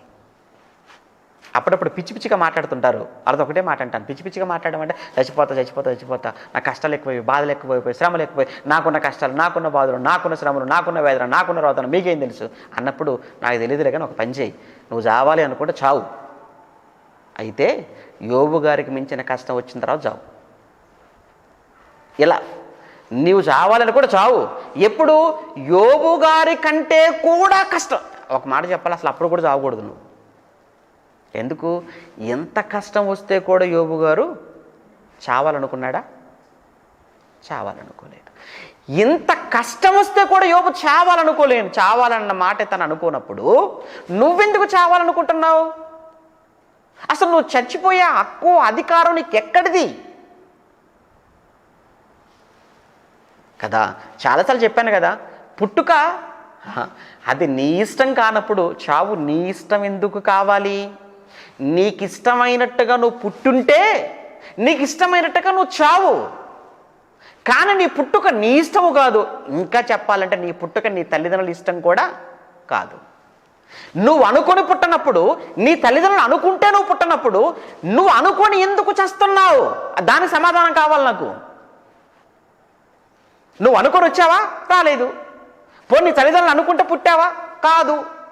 అటువంటప్పుడు నువ్వు అనుకొని ఎందుకు, ప్లాన్ చేసుకొని మరి ఎందుకు చావాలనుకుంటున్నావు? ప్లాన్ చేసుకొని ఎందుకు చచ్చిపోతున్నావు? చనిపోయే అధికారం నీకు ఎవరిచ్చారు? ఎందుకు ఇచ్చారు? రీసెంట్గా నిన్నండి ఇక్కడ ఖమ్మంలో ఒక తల్లి తన పిల్లలిద్దరిని కూడా తీసుకొని వెళ్ళి ముందుగా తను ఆ ఏట్లో వేసేసింది. ఆ పిల్లలిద్దరూ చనిపోయారని చూసిన తర్వాత ఆ తర్వాత తను దూకేసింది అందులో. ఎందుకు అనంటే భర్త వేధింపులు. ఏమి లేదు, భర్త వేధింపులు. నీ భర్త వేధింపులకు ఒక భార్యగా నువ్వు చనిపోతూ మళ్ళా నీ కడుపున పుట్టిన పిల్లలను కూడా నువ్వు చంపుతున్నావా? జీవితం అంటే ఇక పెళ్ళి, జీవితం అంటే పిల్లలు, జీవితం అంటే కుటుంబం, జీవితం అంటే భర్త, జీవితం అంటే భార్య, ఇదే అనుకుంటున్నావా జీవితం అంటే? ఇక జీవితంలో ఇంకేమి, అసలు జీవితం విలువేంటో, జీవితం ఎవరిచ్చారో, ఎందుకు ఇచ్చారో, చావు తర్వాత జీవితం ఏంటో, ఈ సంగతులకు, ఈ ప్రశ్నలకు ఏమైనా అర్థం తెలుసా నీకు? తెలియదు కనుకనే చస్తున్నారు అందరూ.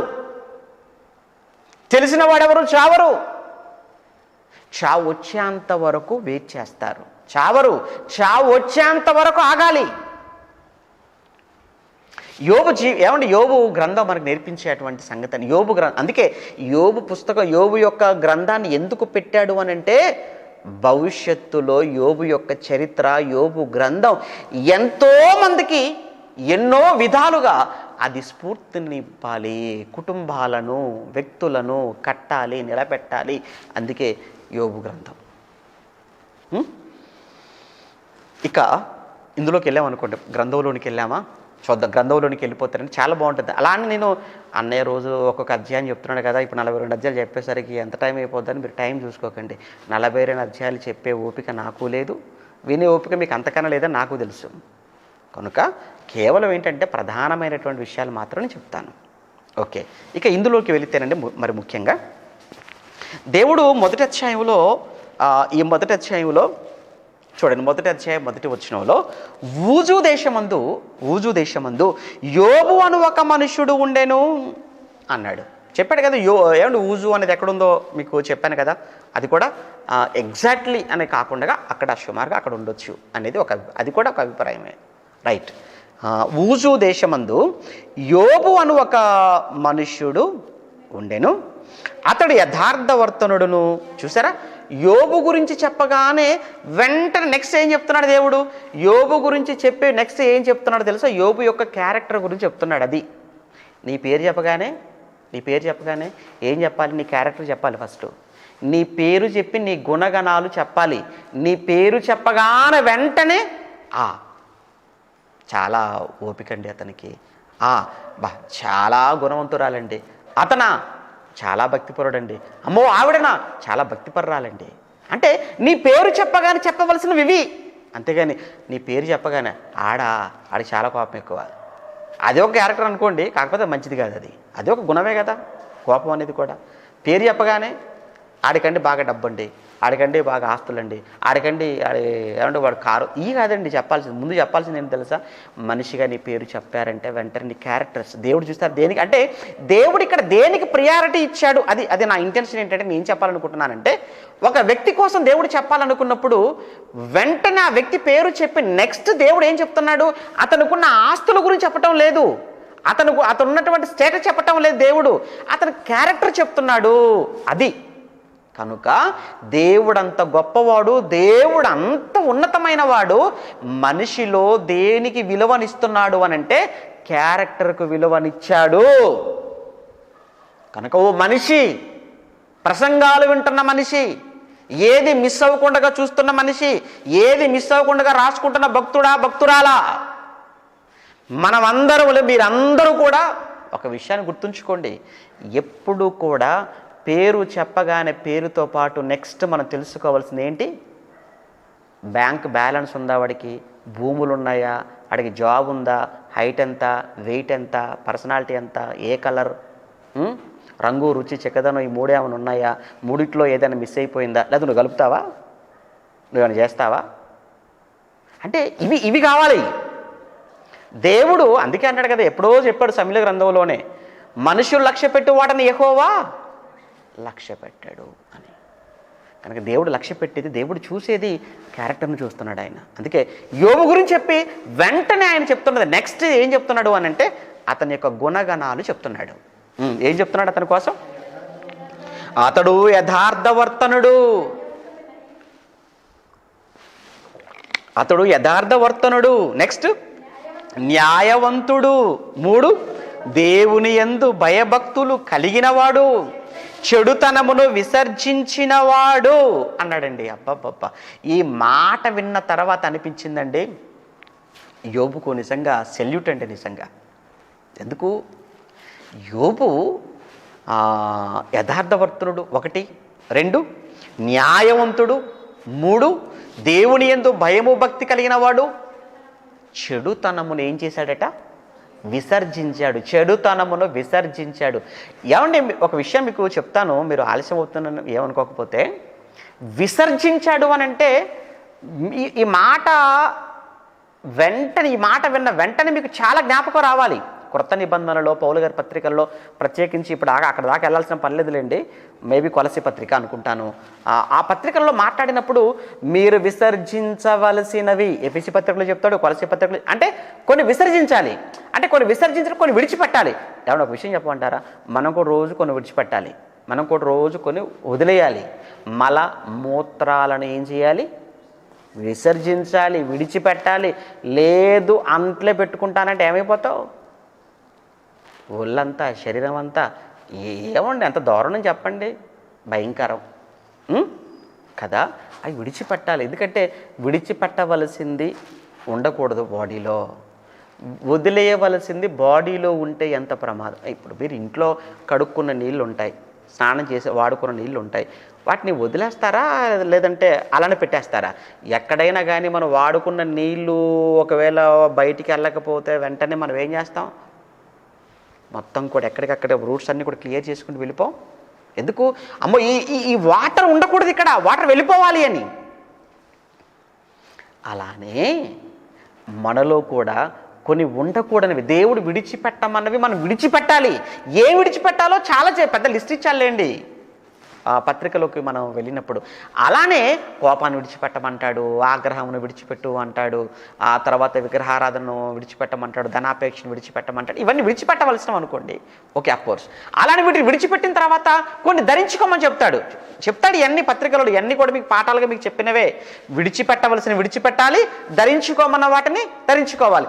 ఏం ధరించుకోమంటాడు? ఆయన దీన మనసును ధరించుకోమంటాడు, దయాలుత్వమును ధరించుకోమంటాడు, మంచితనమును, ఆశా నిగ్రహం ధరించుకోమంటాడు. వీటన్నిటి మీద ప్రేమను మీరు ధరించుకోండి అని చెప్తుంటాడు అక్కడే కొలసి పత్రికలోని, అంటే 4వ అధ్యాయంలో. అంటే ధరించుకోవలసినవి ధరించుకోవాలి, విడిచిపెట్టవలసినవి విడిచిపెట్టాలి. ఇలా విడిచిపెట్టమని వేటిని అయితే విడిచిపెట్టమన్నాడో వాటిని విడిచిపెట్టడం ఒక మాటలో చెప్పాలి అంటే ఏంటో తెలుసా? అదే భక్తి. ఇంకా భక్తి అంటే ఏంటి చెప్పమంటారా? జ్ఞానం. యోబు జ్ఞానవంతుడండి, భక్తిపరుడే కాదండోయ్. యోబు భక్తిపరుడే కాదు, జ్ఞానవంతుడు. యోబు భక్తిపరుడే కాదు, జ్ఞానవంతుడు. భక్తి ఈజ్ నథింగ్ బట్ జ్ఞానం. తెలుసా? భక్తి అంటే జ్ఞానం అని అర్థం. ఏమండి? అవునా? అవును.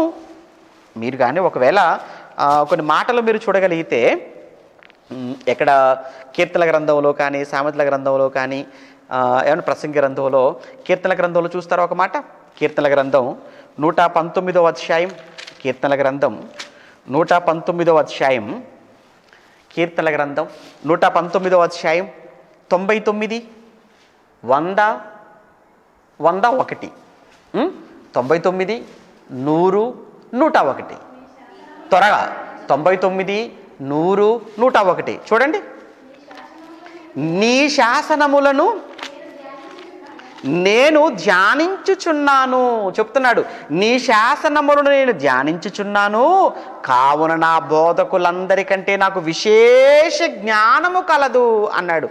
అంటే జ్ఞానము అనగానే ఎక్కడ అంటే ఆయన ఇదిగో నీ ఏమన్నాడు? నీ శాసనములను నేను ఏం చేస్తున్నాను ఆయన? నేను ధ్యానించుచున్నాను అన్నాడు. అంటే శాసనములను ధ్యానించటం జ్ఞానం. నెక్స్ట్ 100 వచనంలో నీ ఉపదేశమును నేను లక్ష్యము చేయుచున్నాను అన్నాడు. నేను నీ వాక్యమును అనుసరించినట్లు దుష్ట మార్గములన్నిటిలో నుండి నా పాదములను నేను తొలగించుచున్నాను. అలా తొలగించుకొనుచున్నాను అంటున్నాడు అని అంటే దానికే పైన 99లో నాకు విశేషమైన జ్ఞానం, నాకు విశేషమైన జ్ఞానము ఉంది కనుకనే నేనేం చేస్తున్నాను? ఏమండి, నేను శాసనములను గైకొంటున్నాను, వాటిని పరిశోధిస్తున్నాను, అంతేకాదు వాటిని లక్ష్యం ఉంచుచున్నాను, అంతేకాదు నేను దుష్ట మార్గములన్నిటిలో నుండి నా పాదములను నేను ఏం చేస్తున్నాను, తొలగించుకొనుచున్నాను. అంటే ఒక్క మాటలో చెప్పండి, దీని అంతటినీ కూడా మీరు ఈ మూడు వచనాలను ఒక మాటగా చెప్పాలి అని అంటే, దుష్ట మార్గములన్నిటిలో నుంచి నా పాదమును తొలగించుకొనుచున్నాను అని అంటే చెడును ఏం చేస్తున్నట్టు, చెడును అసహించుకుంటున్నట్టు కాదు, చెడును విసర్జిస్తున్నట్టు కాదు. ఏమండి, అదే యోబు గ్రంథంలో ఒక మంచి మాట చూద్దాం. యోబు గ్రంథంలో ఒకసారి మళ్ళీ మన గ్రంథంలోకి వచ్చేద్దాం.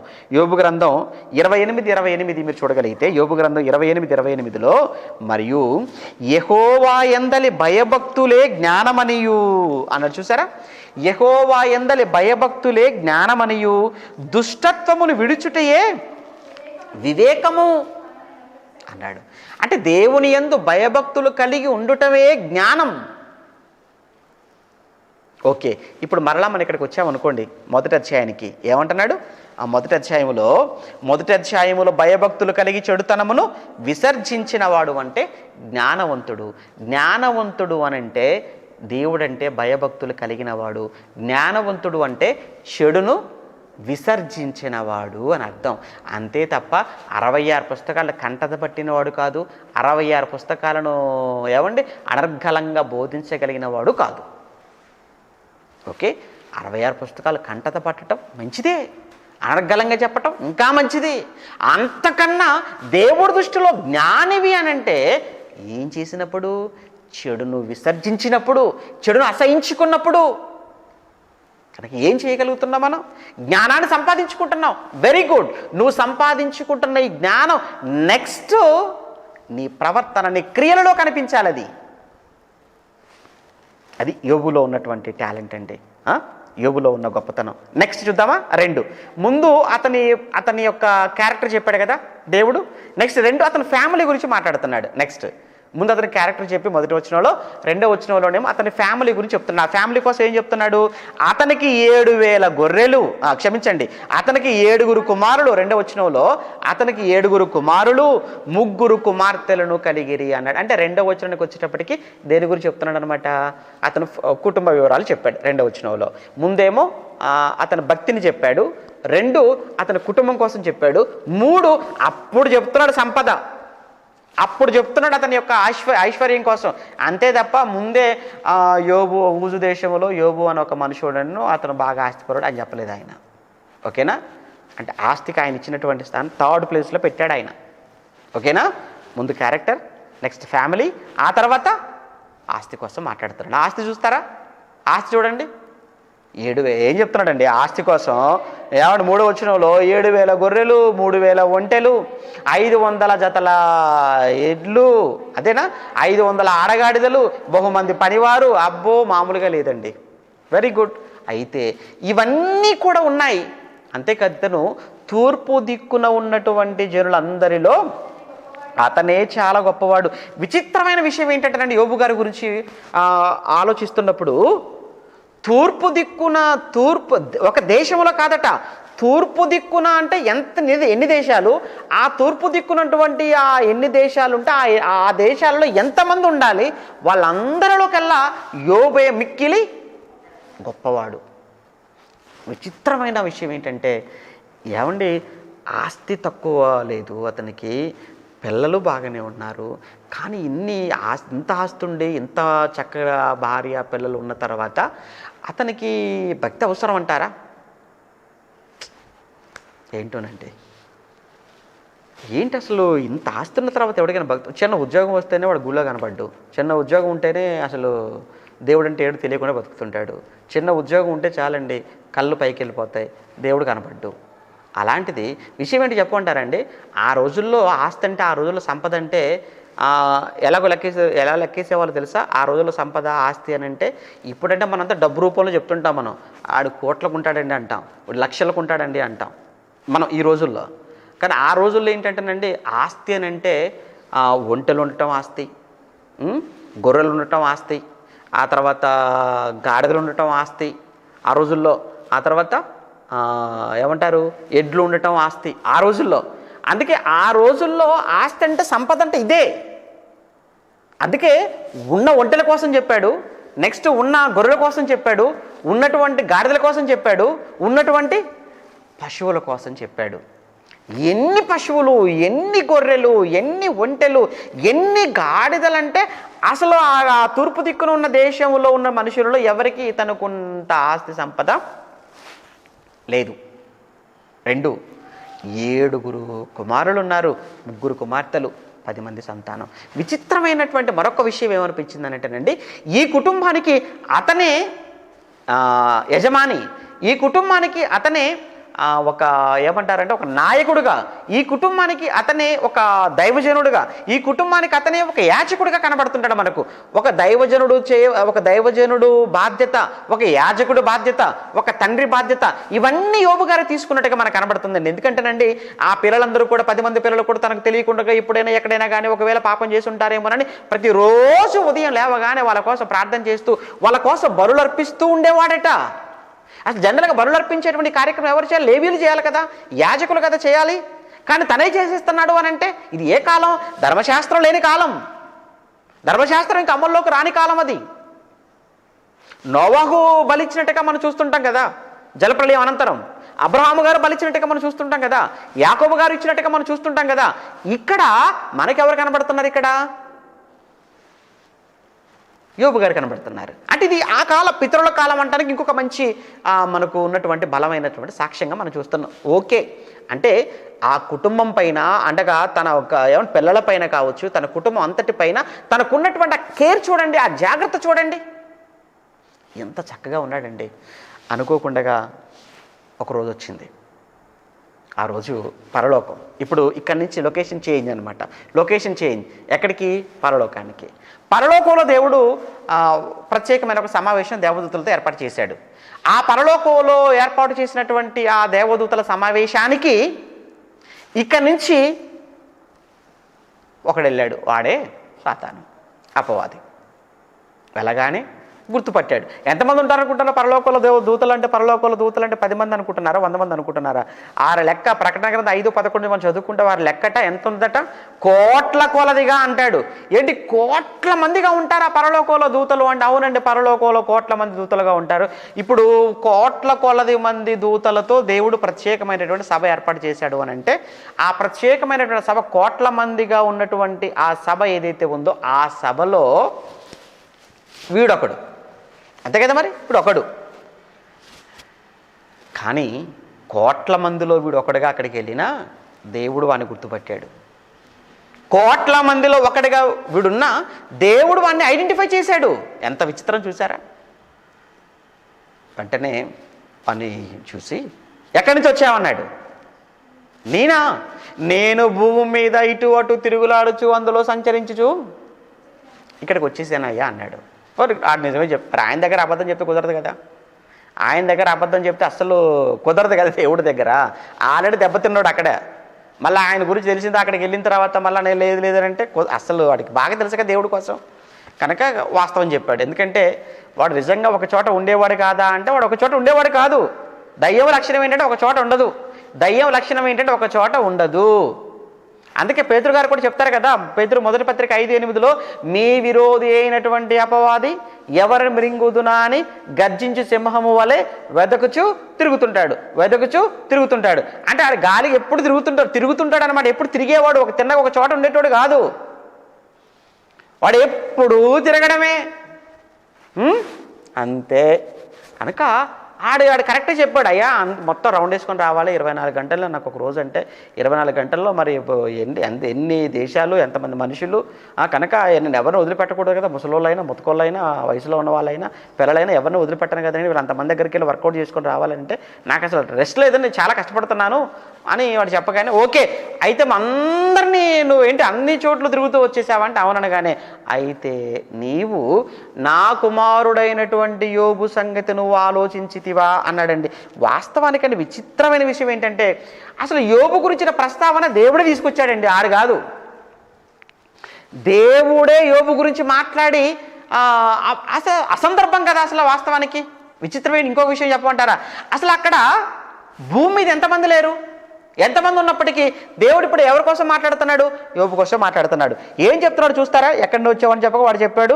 దానికి ఆయన అంటున్నాడు 8వ వచనంలో, అందుకు యెహోవా నీవు నా సేవకుడని యోబు సంగతి ఆలోచించుతావు అనగానే, అతడు యథార్థవంతుడు, న్యాయవంతుడు, దేవుని భయభక్తులకు చెడుతను విసర్జించడం, భూమి మీద అతను వంటి వాడెవడు లేడని అడగా వాడు అపవాది అనగానే ఆడన్నాడు, ఓరకనే ఆయన భయభక్తులు కలిగి ఉన్నాడా ఏంటయ్యా? నీవు అతను కలిగిన సమస్తాన్ని నువ్వు కంచె వేసావు, అందుకే ఆయన భయభక్తులు కలిగి ఉన్నాడు అంటే దాని అర్థం ఏంటి? వీడు వెళ్ళాడు చూశాడు, కంచె ఉంది కదా అని వెనక్కి వచ్చేసాడు అనమాట. అంటే ఆయనకు ఆయన ఇంటి వారు అందరికీ కదా ఆయన కలిగిన సమస్తానికి కూడా కంచె ఉందని సంగతి వాడికి ఏం తెలియదు చెప్పండి? కంచె ఉందనంటే వాడు వెళ్ళాడు చూశాడు కాబట్టే కదా తెలుసు వాడికి. అయితే ఎందుకున్నాడంటే నువ్వు ఉన్నావు కాబట్టి, నువ్వు కంచేసావు కాబట్టి ఆయన అలా ఉన్నాడు. అసలు ఆయన అలా ఉంటాడో లేదో తెలియాలంటే నువ్వు కంచె తీసి చూడు అన్నాడు. అనగానే ఏంటి అంత బలహీనుడు అనుకుంటున్నావా? అంత బలహీనుడు అనుకుంటున్నావా? అంత వీక్ పర్సనాలిటీ అనుకుంటున్నావా యోబు? నో, నువ్వు అనుకున్నంత బలహీనుడు కాదు నాకు సేవకుడు అయినటువంటి యోబు. చాలా బలవంతుడు, చాలా స్ట్రాంగ్. విచిత్రం ఏంటంటే వాళ్ళు బాగానే ఉన్నారు. ఇక్కడ ఈయన పరిస్థితి చూడండి ఏమైపోద్ది ఇక్కడ యోబు గారిది. అనగానే అతనంత నువ్వు అనుకున్నంత బలవంతుడు కాదు, నువ్వు అనుకున్నంత ధైర్యవంతుడు కాదు, నువ్వు అనుకున్నంత భక్తిపరుడు ఏం కాదులే అయ్యా, నువ్వు ముందు కంచె తీసి ఆ తర్వాత మాట్లాడు ఆయన కోసం అనగానే, అంత అండర్ ఎస్టిమేట్ చేస్తావేంటి యోబును? సరే ఓకేనా, ఛాలెంజ్ అనుకున్నా. ఓకే తీసుకెళ్ళిపోయి నీ కంచె తీసేస్తాను నువ్వు వెళ్ళిపో అన్నాడు. అనగానే వచ్చేసిందండి. అది వచ్చి ముందుగా తనకున్న ఆస్తిని తీసేసింది, అక్కడ సంపదంతా తీసేసింది. ఆ తర్వాత పని వాళ్ళు వెళ్ళిపోతున్నారు. నెక్స్ట్ వచ్చేసి తన కుటుంబం మీద వాడు చూపించాడు, తన పిల్లల్ని తీసేసాడు, దూరం చేసేసాడు. ఇంకేముంది చెప్పండి? అంటే ముందు సంపదను దూరం చేశాడు. సంపదను దూరం చేయటం వల్ల అంతే కదండి, ఎవరికైనా కానీ ఆస్తి పోతే ఎవరికైనా బాధ ఉంటుంది కదా. ఆస్తి పోతే ఎవరికి బాధ ఉండదు చెప్పండి? ఆస్తి పోతే ఎవరైనా బాధపడతారు. ఉద్యోగం ఊడిపోతే బాధపడరేంటి? డబ్బులు పోతే బాధపడరేంటి మీరు? ఆస్తి పోయినా డబ్బులు పోయినా వెంటనే తిట్టే వీళ్ళ తప్పు కూడా ఆయన్నే అంటారు. వీళ్ళు చేసుకున్నటువంటి స్వయంకృతమైన అపరాధాలకు కూడా దేవుణ్ణే మధ్యలోకి లాగి దేవుని మీద నిందలు వేసేవాళ్ళు, దేవుని దూషించే మహనీయులు ఎంతమంది లేరంటారు చెప్పండి? మహానుభావులు బోళ్ళంతమంది ఉంటారు. ఓకే, ఆ తర్వాత సంపద పోయినా కానీ అతనిలో ఏమాత్రం కూడా చలనం కనిపించలేదు. పోతే పోయిందిలే అనుకున్నాడు.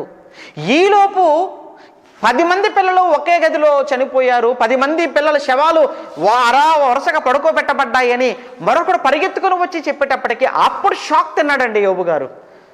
ఆస్తి పోయినప్పుడు ఏమనిపించలేదులే, కానీ ఎందుకు పిల్లలు కదండి, మరి ఎంతైనా 10 మంది పిల్లలు కదా మరలా ఒకేసారి.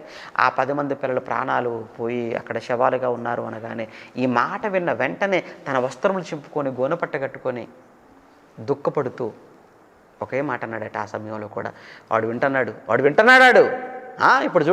ఇప్పుడు చూడు అన్నట్టుగా. అప్పుడు ఆయన ఏమన్నాడు తెలుసా? నేను నా తల్లి గర్భములో నుండి దిగంబరిగా వచ్చాను, మళ్ళా నేను దిగంబరిగానే అక్కడికి వెళ్ళిపోయేదను. యెహోవానే ఇచ్చాడు, యెహోవానే తీసుకొని వెళ్ళిపోయాడు. గర్భఫలం యెహోవా ఇచ్చి బహుమానము కదా. యెహోవా ఇచ్చాడు, యెహోవానే తీసుకొని వెళ్ళిపోయాడు కదా. యెహోవా నామమునకు స్తుతి కలుగును గాక అన్న మాట విన్న వెంటనే ఆ చెంప ఈ చెంప కొట్టినట్టుగా ఉందండి సాతానికి. వీడెక్కడో బాబు నిజంగా చాలా మొండిగా ఉన్నట్టుంది భక్తిలో. ఆస్తిని దూరం చేస్తే ఏదో దేవుని దూషిస్తాడు అనుకుంటే, ఆస్తిని దూరం చేస్తే దూషించలేదు, పోనీలే డబ్బే కదా అని అనుకుని ఉండొచ్చు.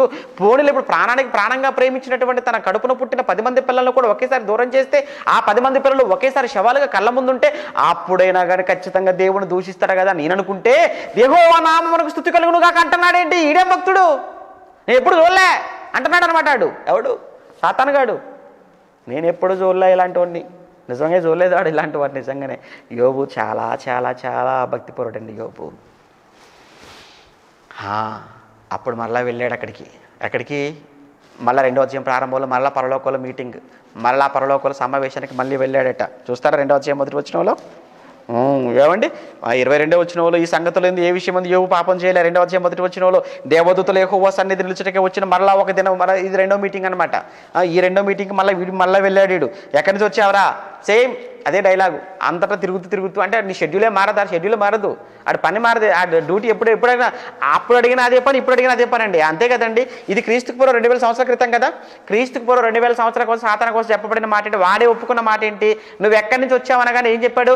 నేను భూమి మీద ఇటు అటు తిరుగులాడుచు నీ యొద్దకు వచ్చానని చెప్పాడా? అది ఎప్పుడు? అది 2000 సంవత్సరాలకు ముందు, యేసుప్రభుకు ముందు 2000 సంవత్సరాలు అనుకుందాం మనం. 2000 సంవత్సరాల తర్వాత పేతురు గారి కాలంలో ఏమన్నాడు? పేతురు గారి కాలంలో, నిబ్బరమైన బుద్ధి గల వారే మెలకువగా ఉండండి, మీ విరోధి అయిన అపవాది గర్జి సింహంలో ఎవరిని వెతుకుతూ ఎవరిని మృంగుతురా అని వెతుకుచు తిరుగుతున్నాడు. సేమ్ అంతే. అంటే 2000 సంవత్సరాలైన మా డ్యూటీ మాత్రం మారలేదండి. అది డ్యూటీ, అదే డ్యూటీ ఏంటంటే నిన్ను మెంగటం, అదే డ్యూటీ ఏంటంటే తిరగటం, అదే డ్యూటీ భూమి మీద ఒక చోట ఉండకుండా అటు ఇటు. కొంతమంది ఉంటారు, ఏ పనిలోనూ స్థిరత్వం ఉండదు. ఏం చేస్తున్నావురా అంటే అప్పుడప్పుడు మనమే అనుకుంటాం, ఎందుకు విని అడగటం అని. ఎందుకు? గాలి ఎటు వీసిద్దో ఎవడికి తెలియదు అన్నట్టు, వీడు ఎప్పుడు ఏం చేస్తాడో కూడా ఎవడికి తెలియదు. ఇది కొంతమంది క్యారెక్టర్స్ అలా ఉంటాయి అంతే. వీడు మాత్రం చూసారు ఒకటే పని అండి. ఎప్పుడు వీడు బెటర్ కదా, కొంచెం ఎప్పుడు ఒకటే పని. ఆడు మార్చుకోవట్లే, ఆడు అసలు మారడాడు, ఆడెప్పుడు అంతే. ఆడు మారాడు, మళ్ళా వచ్చాడు. ఏంట్రా ఎలా ఉన్నాడు నా కొడుకు, చూసావా యోగుని టచ్ చేసావు కదా, ఏమన్నా మార్పా అనగానే ఆడంటున్నాడు, ఏముందిలే, ఆస్తే కదా, పిల్లలే కదా. అసలు మనిషిని దూషించాలంటే, మనిషికి దూరం కావాలంటే అసలు విషయం ఒకటి ఉంది. అదేంటంటే శరీరం, దేహం, దాన్ని టచ్ చేయాలి. అప్పుడు ఎందుకు దూషించాడు అనుకుంటున్నావు? ఖచ్చితంగా దూషిస్తాడు. ఈ ఒక్కసారి నాకు అవకాశం ఇవ్వు అంటే దేవుడు అన్నాడు, ఆస్తిని తీసేసినా ఏమన్నాడు వాడు, పిల్లల్ని తీసేసినా ఏమీ మాట్లాడిన వాడు తన శరీరాన్ని గాయపరిస్తే అని అంటాడు అనుకుంటున్నావా? ఏమన్నాడు? యోగు మీద నాకు నమ్మకవరా, పో అన్నాడు అంతే. అబ్బా, ఇక మరలా వచ్చాడన్నాడు. ఆడొచ్చేసి ఇక్కడ వీళ్ళిద్దరు ఏంటో బాగానే ఉన్నారు కానీ ఇక్కడ నలిగిపోతుంది ఎవరు? ఇక్కడ యోబు నలిగిపోతున్నాడు. ఇక్కడ యోబుకు వచ్చింది కష్టం, ఇప్పుడు యోబుకు వచ్చింది శ్రమ. మళ్ళా వచ్చేసాడు. వచ్చేసి మొత్తాడు శరీరాన్ని, తన దేహాన్ని భయంకరంగా మొత్తేశాడు. అలా మొత్తినందుకు అరికాలం మొదలుకు నడినెత్తి వరకు భయంకరమైన కురుపులు అండి. మొత్తం ఒళ్ళంతా కురుపులు. కూర్చోలేక, పడుకోలేక, నిల్చోలేక ఎంత బాధ అనుభవించి ఉంటాడు. ఆ కురుపులతో పాటు భయంకరమైనటువంటి ఒక రకమైనటువంటి దురదట.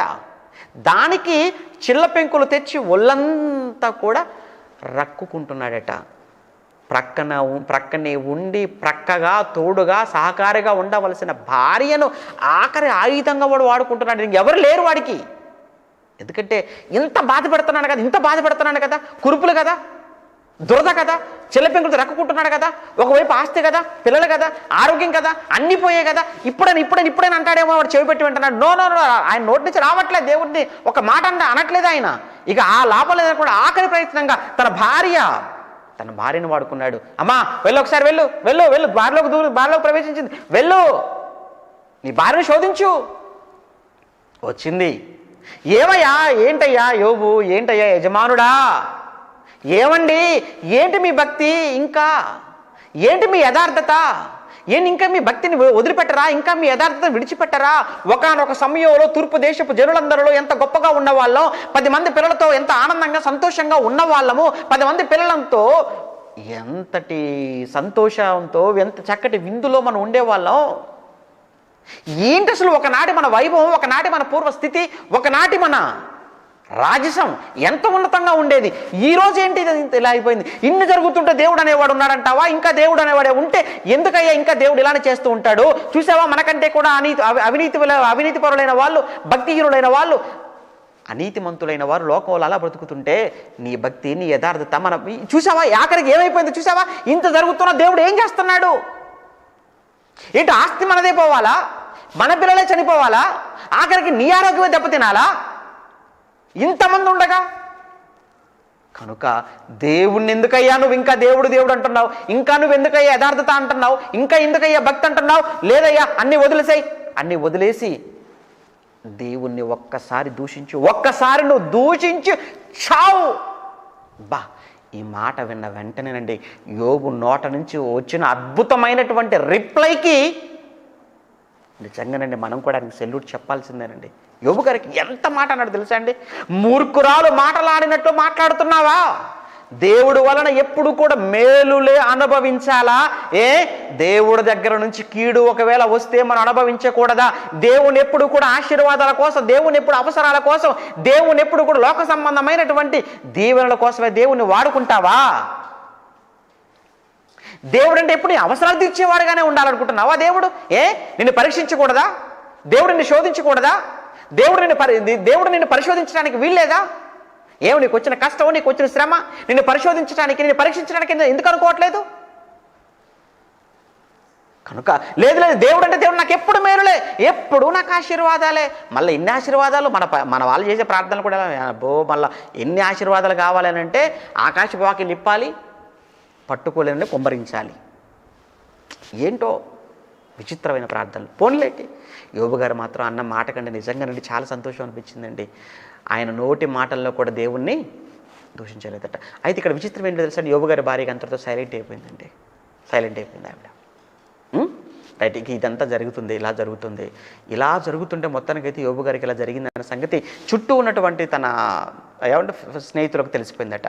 వాళ్ళు వచ్చేసారు, ఆ ముగ్గురు స్నేహితులు వచ్చారు. ఆ ముగ్గురు స్నేహితులు కూడా వచ్చేసి ఏం చేస్తున్నారో తెలుసా అండి, యోబు గారినట దూరం నుంచి చూస్తున్నారట. యోబు గారిని అలా దూరం నుంచి చూసి పోల్చుకోలేకపోయారంట. ఏమంటే అంత చదివించే టైం లేదు కదా, అందుకే చెప్పుకుంటూ వెళ్ళిపోతున్నాను. యోబు గారినట పోల్చుకోలేకపోతున్నారంటే దాని అర్థం ఏంటి? ఇతను యోబేనా అని గుర్తుపట్టలేకపోతున్నారంటే యోబు యొక్క ఆ స్థితి, ఆ దేహం, అతని యొక్క రూపం ఎలా మారిపోయిందో మీకు అర్థం కావాలండి. పోల్చుకోలేకపోయారు అని అక్కడ రాయబడిందండి. యోబును గుర్తుపట్టలేకపోయారు అని. ఆఖరికి దగ్గరగా వచ్చేసారు. ఇతను మన యోబే, మన ఫ్రెండే అనుకున్నారట. విచిత్రమైన సంగతి ఏంటంటే అక్కడ జరిగింది, యోబు గారితో పాటట వాళ్ళు 7 రోజుల పాటు అలానే కూర్చుండిపోయారట. కానీ ఒక్కరు కూడా నోరు తెరిచి మాట్లాడలేదు. 7 రోజులు అలానే ఉన్నారండి యోబు గారితో పాటు, కానీ ఒక్కరు కూడా మాట్లాడలేదు.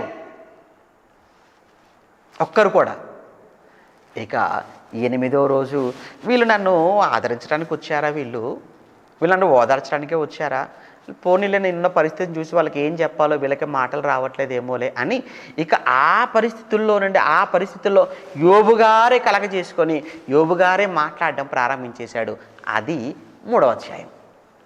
ఓకేనా? ఇప్పుడు 2 అధ్యాయాలు అయిపోయింది. ఇప్పుడు 2 అధ్యాయాలు పూర్తి చేసుకున్నాం. అంటే ఈ 2 అధ్యాయాల వరకు అని అంటే మొదటి భాగం అని అర్థం. ఓకేనా? ఇప్పుడు 2వ భాగంలోకి ప్రవేశించాం. ఇక ఈ 2వ భాగములో 3 నుంచి 31 వరకు, ఈ 3 నుంచి 31 వరకు ఎవరు మాట్లాడుంటాయని చెప్పుకున్నాం మనం. ఏమండి, యోబు గారితో పాటు 3 స్నేహితులు, వాళ్ళ ఎలిఫజు, బిల్దదు, జోఫరు.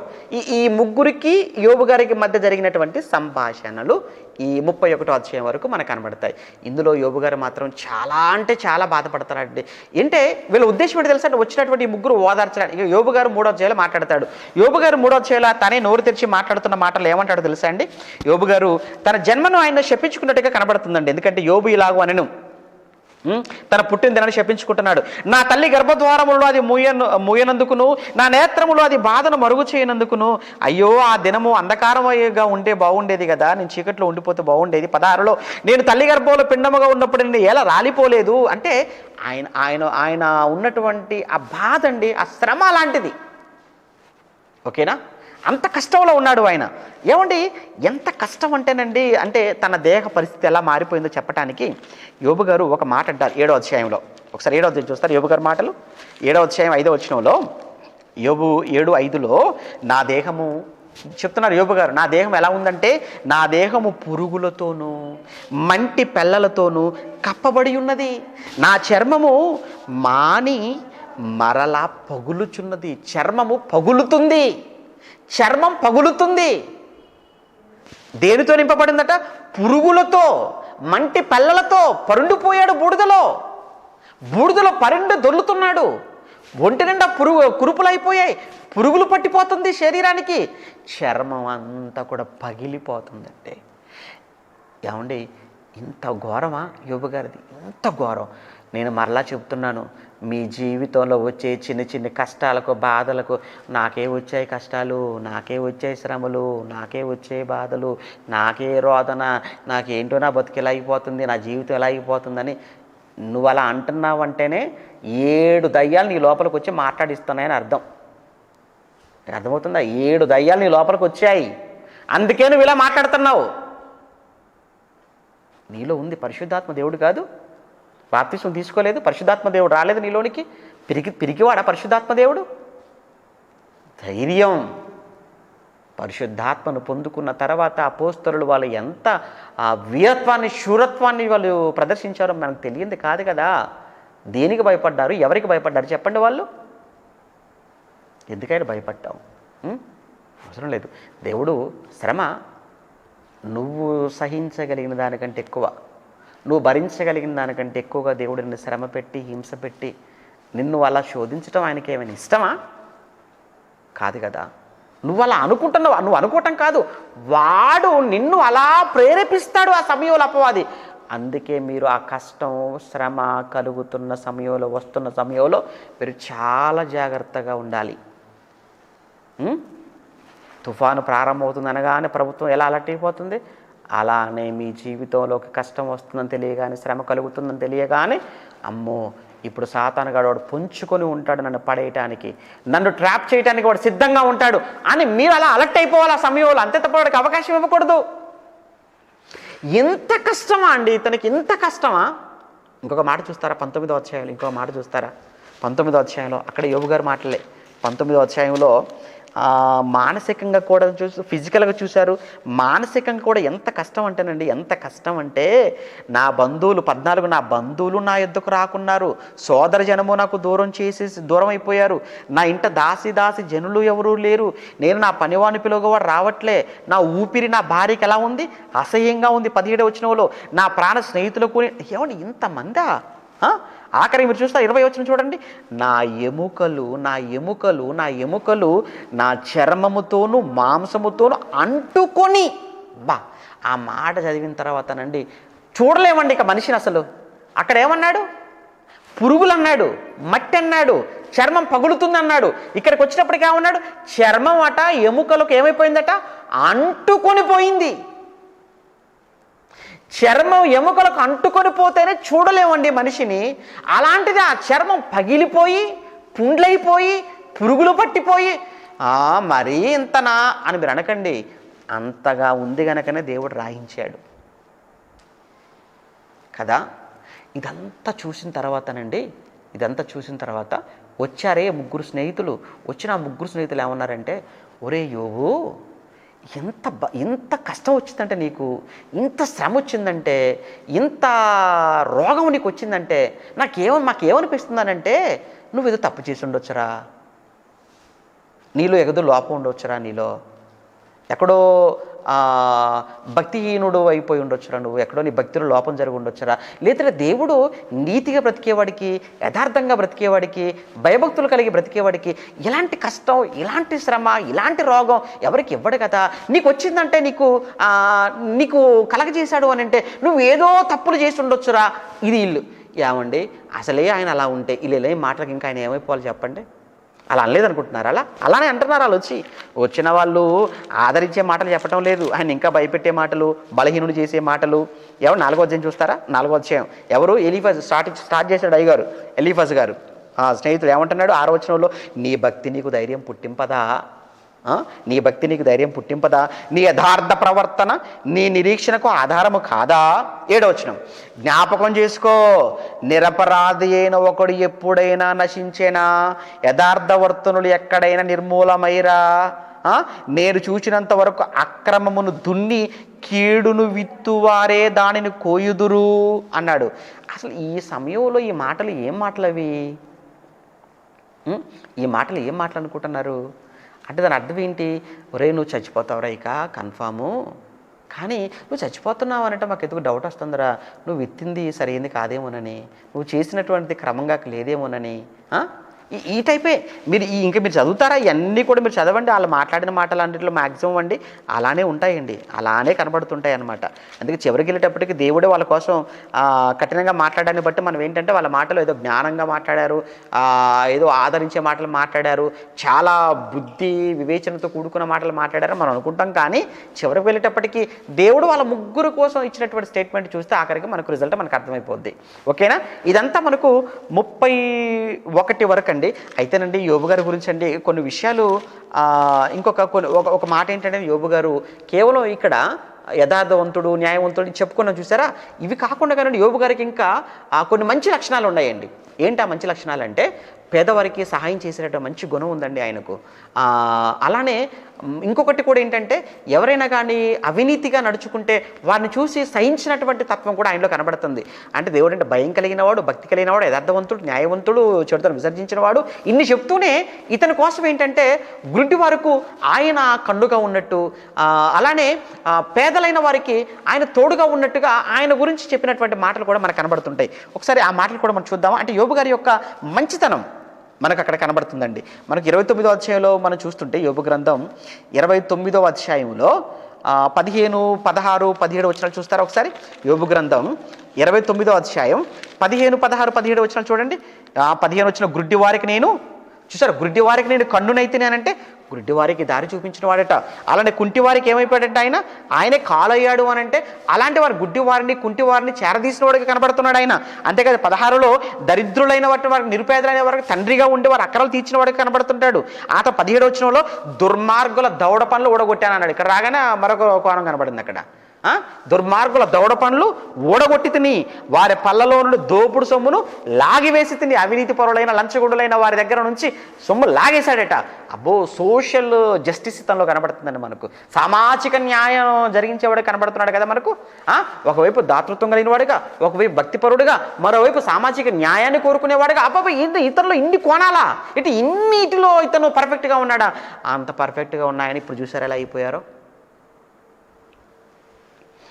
ఇక యోబు గారికి స్నేహితులకు మధ్య జరుగుతున్నటువంటి ఈ డిస్కషన్లో ఇదంతా కూడా 31 అధ్యాయం వరకు సాగుతుంటే 32వ అధ్యాయానికి రాగానే అప్పటి వరకు ఓపిక పట్టుకొని ఇక ఓపిక నశించిపోయి అప్పుడు వాళ్ళ నలుగురు మధ్యలోనికి ఇప్పుడు మరొకడు ప్రవేశిస్తున్నాడు. ఆడే ఎలీహు అనమాట. ఓకేనా? ఇప్పుడు ఎన్నో అధ్యాయానికి వచ్చేయాలి ఇప్పుడు మనం 32కు. ఓకేనా? ఇక మధ్యలో ఏముందనేది మీరు చదువుకోండి అవన్నీ, వాళ్ళ డిస్కషన్స్ అన్నీ మనకు అవసరమైంది. ప్రధానమైన చెప్తానని చెప్పాను కదా. 32వ అధ్యాయానికి రాగానే 32వ అధ్యాయంలో 32లో యోబు తన దృష్టి ఎందు తాను నీతిమంతుడై ఉన్నాడని ఆ ముగ్గురు మనుషులు తెలుసుకొని అతనికి ప్రత్యుత్తరం చెప్పడం అని ఛాలెంజ్ చేశారు. అంటే వాళ్ళేమో లేదు యోబును నేనేం తప్పు చేశాను చెప్పండి రా బాబు, నేనేం తప్పు చేశాను చెప్పండి, పోనీ నాలో మీకు కనిపించిన లోపం ఏంటో చెప్పండి అని ఆయన వాదిస్తున్నాడు. ఎవరు? యోబు. నేనే తప్పు చేయలేదు, యథార్థంగా ఉన్నాను, న్యాయంగానే ఉన్నాను, నేను ఎక్కడ పొరపాటు అయినట్టుగా నాకేం కనిపించట్లేదు, ఒకవేళ ఏదైనా చేస్తే మీరు చెప్పండి అని. వాళ్ళంటే లేదు నువ్వు చేసావని, లేదు ఏదైనా చేస్తే నాకు చెప్పండి అని ఆయన అంటున్నాడు. ఇక వాళ్ళు ఒక ఫిక్స్ అయిపోయారు, ఒరే యోబు తప్పు చేశాడని ఒప్పుకుంటట్టుగా లీడర్గా మన ఎడుతో మనం వాదించడం కూడా వేస్ట్గా వదిలేద్దాం. అది ఈలోపు ఇంకొకటి ఎంటర్ అయిపోయాడు అనమాట. ఆడి పేరే ఎలీహు. రైట్. అప్పుడు రాము వంశస్థుడును బూజీయుడగు బరకేలు వాడగు ఎలీహు యోబు దేవుని కంటే తానే నీతిమంతుడని చెప్పుకుంటూ చూసి అతని మీద బహుగా ఈడొచ్చేసి ఈడు కూడా యోబు గారి మీద కోపం పెట్టుకున్నాడట. ఎందుకు? యోబు గారు ఇచ్చినట్టు సమాధానాల కంటే ఆడికి ఎలా అర్థమైందంటే, ఓహో యోబు గారు వాళ్ళు చెప్తున్నారు నువ్వు తప్పు చేసావని, వాళ్ళు అంటున్నారు నీలో పొరపాటు ఉందని, ఉందో లేదో చూసుకోకుండా నేను ఏ తప్పు చేయలేదు, నేను చాలా యథార్థంగా ఉన్నాను, నీతిగా ఉన్నాను, నువ్వు చెప్పుకుంటున్నావు బాగానే ఉంది, నువ్వు దేవుడి కంటే గొప్పగా చెప్పుకుంటున్నావు, అయ్యో నీతిమంతుడుగా అని ఈడొచ్చేసాడు మధ్యలోనికి. పాప యోబు గారు దేవుడి కంటే గొప్ప నీతిమంతుడిని చెప్పుకున్నట్టుగా ఆయన ఉద్దేశం కాకపోయినా వీడికి అలా అనిపించింది. మధ్యలోకి వచ్చేసి ఏమంటున్నాడు తెలుసా అండి? ఇక బహుగా కోపగించుకొని మరి యోబు యొక్క ముగ్గురు స్నేహితులు ప్రత్యుత్తరం ఏమి చెప్పకి యోబు మీద దోషం మోపినందున వారి మీద కూడా, ఇప్పుడు ఏమన్నా యోబు గారి మీద అలానే ముగ్గురు మీద కూడా ఆయన కోపపడ్డట్టుగా వీడు చెప్తున్నాడు అనమాట. మొత్తం నలుగురి మీద వీడు కోపపడి వీడొచ్చి ఏం మాట్లాడు చూడండి. వారు ఎలీహు కన్నా ఎక్కువ వయసు వాళ్ళు కలవారు అంటే అతని అర్థం ఏంటంటే ఈ నలుగురి కంటే కూడా వీడు చిన్నవాడు అనమాట. అంటే యోబు గారి కంటే ముగ్గురు స్నేహితుల కంటే కూడా ఇతను చిన్నవాడు. చిన్నవాడై ఉండి వీడి కోసం చెప్తున్నాడు. వృద్ధాప్యం మాట్లాడదగును, నేను పెన్న వయసు గలవాడు, మీరు బహు వృద్ధులు, ఆ హేతు చేత నేను భయపడి నా తాత్పర్యం మీకు తెలుపడం తెగింపలేదు ఇప్పటి వరకు, ఎందుకు మౌనంగా ఉన్నానో నేను చెప్తున్నాను. వృద్ధాప్యం ఒక్కటే మాట్లాడుతుందని కూడా అధిక సంఖ్య కలిగి అంటే ఎక్కువ వయసు ఉంటే వాళ్ళే జ్ఞానులు అనుకోవటం తప్పది, వృద్ధులు మాత్రం జ్ఞానవంతులు గారు, మాకు తెలుసు, సరే మాకు తెలిసింది ఏదో మేము చెప్తున్నాం అన్నట్టు వీడు స్టార్ట్ చేశాడు. ఓకే, ఇప్పటివరకు మీరు చెప్పిందంతా నేను వినుకుంటూ వచ్చాను అని ఇలా మాట్లాడుతూ 32, 33, 34 వీడు కూడా కొన్ని మంచి మంచి మాటలు మాట్లాడుతూ వచ్చాడు. ఆఖరికి 37తో వీడి చాప్టర్ క్లోజ్. అంటే వీడితో మాట్లాడడం అయిపోయిందండి. అమ్మయ్య 38లోకి వచ్చేసాం, దేవుడి దగ్గరికి వచ్చేసామండి ఆఖరికి. అంటే చివరిలోకి వచ్చేసాం మనం. ఇంకా చివరి భాగంలో 4వ భాగం కదా 38 అంటే. రైట్. 38, 39, 40, 41, 42 అంటే కానీ 4th పార్ట్ అనుకుంటాం. 4th పార్ట్లో దేవుడు ఎంటర్ అయిపోతాడు. ఇప్పుడు ఇక ఇవన్నీ చూస్తున్నాడు దేవుడు పరలోకం నుంచి. చూస్తున్నాడు కదా, మరి ఆయన తెలియకుండా ఏముంటుంది చెప్పండి. ఇవన్నీ గమనించి ఇక ఇప్పుడు ఫైనల్గా దేవుడు ఎంటర్ అయిపోయి అప్పుడు యెహోవా సుడిగాలిలో నుండి ఇలాగున యోబుకు ప్రత్యుత్తరం ఇచ్చాడు, జ్ఞానము లేని మాటలు చెప్పి ఆలోచనను చెరుపుచున్న ఎవడు ఈ ఎలీహు, ఎవడు ఈ ముగ్గురు, ఎవరు వీళ్ళు? దేవుడు దిగిపోయాడు. ఇక వీడెవడు? పౌరుషము తెచ్చుకో యోబు, తెచ్చుకొని నడుము బిగించుకో, నేను నీకు ప్రశ్న వేయుదును, నీవు దానిని నాకు తెలియచెప్పుము. నేను నీకు భూమికి పునాదులు వేసినప్పుడు నువ్వు ఎక్కడున్నావు, నీకు వివేకం కలిగితే నువ్వు చెప్పు అని యోబు గారిని ప్రశ్నించడం, యోబు గారు మౌనంగా ఉండటం, చివరిలో దేవుడి సమాధానం చెప్పటం. 38, 39 మనం చూస్తుంటాం. 40కి వచ్చేటప్పటికి 40లో యోబు గారు ఇక 38, 39లో దేవుడు కంచిండు కానీ అబ్బబ్బబ్బబ్బ మీరు 38, 39 చూడాలి కానీ అన్ని ప్రశ్నలే దేవుడివి. దేవుడు ఎన్నో ప్రశ్నలు వేస్తాడు 38, 39లో. ఎన్ని రకాల ప్రశ్నలు అంటే, యోబు నేనేంటో నీకు తెలుసా, నా శక్తి ఏంటి, నా సామర్థ్యం ఏంటి, నా గొప్పతనం ఏంటి, నేను ఏం చేశాను, ఏం చేయగలను అని దేవుడు తన సార్వభౌమ అధికారాన్నంతటినీ, తన శక్తి సామర్థ్యం అంతటినీ కూడా దేవుడు అక్కడ యోబు ముందు పెట్టడం మనం చూస్తుంటామండి. అందుకే ఇక్కడ మనకు యోబు గ్రంథంలో మనకు ఎక్కువ కనిపించే ఒక మాట చెప్పమంటారా? యోబు గ్రంథంలో మనకి ఎక్కువ కనిపించే ఒక మాట దేవుడి కోసం, సర్వశక్తిమంతుడు, సర్వశక్తిమంతుడు, సర్వశక్తిమంతుడు అన్న ఈ పేరు, దేవుడికి ఈ పేరు ఎక్కువగా మనకు వాడినట్టు కనబడుతూ ఉంటుందండి. రైట్. ఇక ఇలా ఇవి 39 వరకు దేవుడు ప్రశ్నలు సమాధానాలు, దేవుడు ఆయన శక్తి సామర్థ్యాల గురించి మాట్లాడిన తర్వాత 40వ అధ్యాయానికి వచ్చేటప్పటికి ఇక యోబు మాట్లాడడం ప్రారంభించాడు. 3వ వచనంలో యోబు ఏం మాట్లాడుతున్నాడో చూద్దాం. అప్పుడు యోబు యెహోవాకు ఇలాగు ప్రత్యుత్తరం ఇచ్చెను, చిత్తగించుము అన్నాడు. చిత్తగించుము, నేను నీచుడను, నేను నీకు ఏమని ప్రత్యుత్తరం ఇచ్చేదనయ్యా. అర్థమైందా? యోబు కూడా అక్కడక్కడ కొన్ని ఏంటంటే కొన్ని ఆయన ఎక్కువ మాట్లాడతాడు. యోబు గారు కూడా మీరు అధ్యాయాలను చదువుతున్నప్పుడు యోబు కూడా కొన్ని తన జ్ఞానానికి మించి, తన బుద్ధికి మించి కొన్ని సందర్భాలలో ఆ దేవుడి మీద అంటే ఉన్న ఆ పరిస్థితిని బట్టి దేవుడి మీద ఒక రకమైనటువంటి ఏంటంటేనంటే దేవుడి పైన ఆయనకు ఒక రకమైన ఏమంటారు నిరుత్సాహం, దేవుడి పైన ఒక రకమైన నిరుత్సాహము, ఇంకా ఒక రకమైనటువంటి ఆవేదన దేవుడి పైన, వీటన్నిటిలో నుంచి ఆయన మాట్లాడినటువంటి కొన్ని ఇబ్బందికరమైన మాటలు కూడా ఉంటాయి. అక్కడ ఏ దోషము, ఏ మాట తప్పు చేయలేదు అని మాట్లాడిన మాట ఎంతవరకు అని అంటే, అక్కడ సాతాను అక్కడ శోధించిన ఆ సందర్భం ఉంది చూసారా, అంతవరకు ఆయన నోటి మాటల్లో కూడా ఏ పాపం చేయలేదు అనేది 2వ అధ్యాయం చివరి వరకు మనం చదువుకున్నది. కానీ ఎప్పుడైతే ఫ్రెండ్స్ వచ్చేసారో మధ్యలోనికి, వీళ్లకు యోబు గారికి మధ్య వీళ్ళు ఏంటంటే ఎక్కువ మాట్లాడిస్తున్నారు యోబు గారిని కూడా.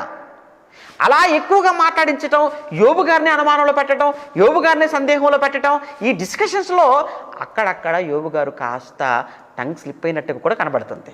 అందుకే ఇక ఈ దేవుడు ఎప్పుడైతే ఎంటర్ అయిపోయాడో, దేవుడు ఎప్పుడైతే మాట్లాడతాడో అప్పుడు ఆయన మాట్లాడినటువంటి కొన్ని తప్పుడు మాటలు ఆయన జ్ఞాపకం చేసుకొని తన్నిప్పుడు దేవుడి దగ్గర ఎక్స్క్యూజ్ అడగటం అంటే కనబడుతుంది అనమాట.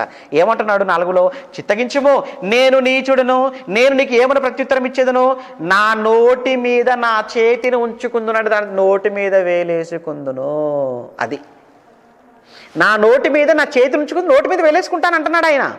ఒక మారు మాట్లాడితేని నేను ఇక మరలా మాట్లాడి ఒక మారు మాట్లాడేసాను చాలు, ఇక నేను మరలా నీ నోరెత్తను, 2 సార్లు మాట్లాడితేని ఇకను నేను పలుకను అనేసాడు. ఇప్పుడు 2వ సారి మరలా యెహోవా సుడిగాలిలో నుంచి ఇలా ప్రత్యుత్తరం ఇచ్చాను, మరలా ప్రశ్నలు స్టార్ట్ చేశాడు మరలా. ఓకేనా? మళ్ళీ 2వ సారి దేవుడు ప్రత్యక్షమై, ఇది 2వ మారు ప్రత్యక్షత. 2వ మారు మళ్ళీ 6వ వచనం నుంచి మళ్ళీ దేవుడు ప్రశ్నలు అడుగుతూ 40-41 ఏమండి ఇక్కడ కూడా మళ్ళీ దేవుడు తన ప్రకృతి మీద, ఈ ప్రపంచం మీద, విశ్వం మీద దేవుడు తనకున్నటువంటి శక్తి సామర్థ్యాలన్నిటి చెప్తూ 42కి రాగానే, 42వ అధ్యాయానికి రాగానే మరలా అప్పుడు యోబు యెహోవాతో ఇలాగ మళ్ళీ యోబు గారు మాట్లాడుతున్నారు. ఏమని మాట్లాడుతున్నారు? అయ్యా నీవు సమస్త క్రియలు చేయగలవు అంటే, ఎందుకన్నాడు? దేవుడు తాను చేసినటువంటి సమస్తాన్ని గురించి చెప్పాడనమాట. అందుకే అయ్యా నువ్వు ఏమైనా చేయగలవు, అయ్యా నువ్వు సమస్తమును చేయగలవు, నీ ఉద్దేశించినది ఏది కూడా నిష్ఫలము కాదు అని నేను ఇప్పుడు తెలుసుకుంటుని. ఇదిగో జ్ఞానము లేని మాటల చేత ఆలోచన నిరర్ధకము చేయుడెవడు, అలాగున వివేచన లేనివాడనైనా నేను ఏమీయో ఎరుగక, అయ్యా నేను ఏమీ ఎరుగక నా బుద్ధికి మించిన సంగతులు గూర్చి నేను మాట్లాడి తిని, నేను మాట్లాడగోరుచున్నాను, దయచేసి నా మాట ఆలకించుము అన్నాడండి. అంటే ఒకడు ఒప్పుకున్నాడు ఏంటంటే, నేను బుద్ధికి మించిన సంగతులను గురించి నేను మాట్లాడేశాను, ప్లీజ్ నన్ను క్షమించు అన్నాడు. 6వ వచనం చూడండి. కావున నన్ను నేను అసహించుకొని, యోబు గారు నన్ను నేనే అసహించుకొని ధూళిలోను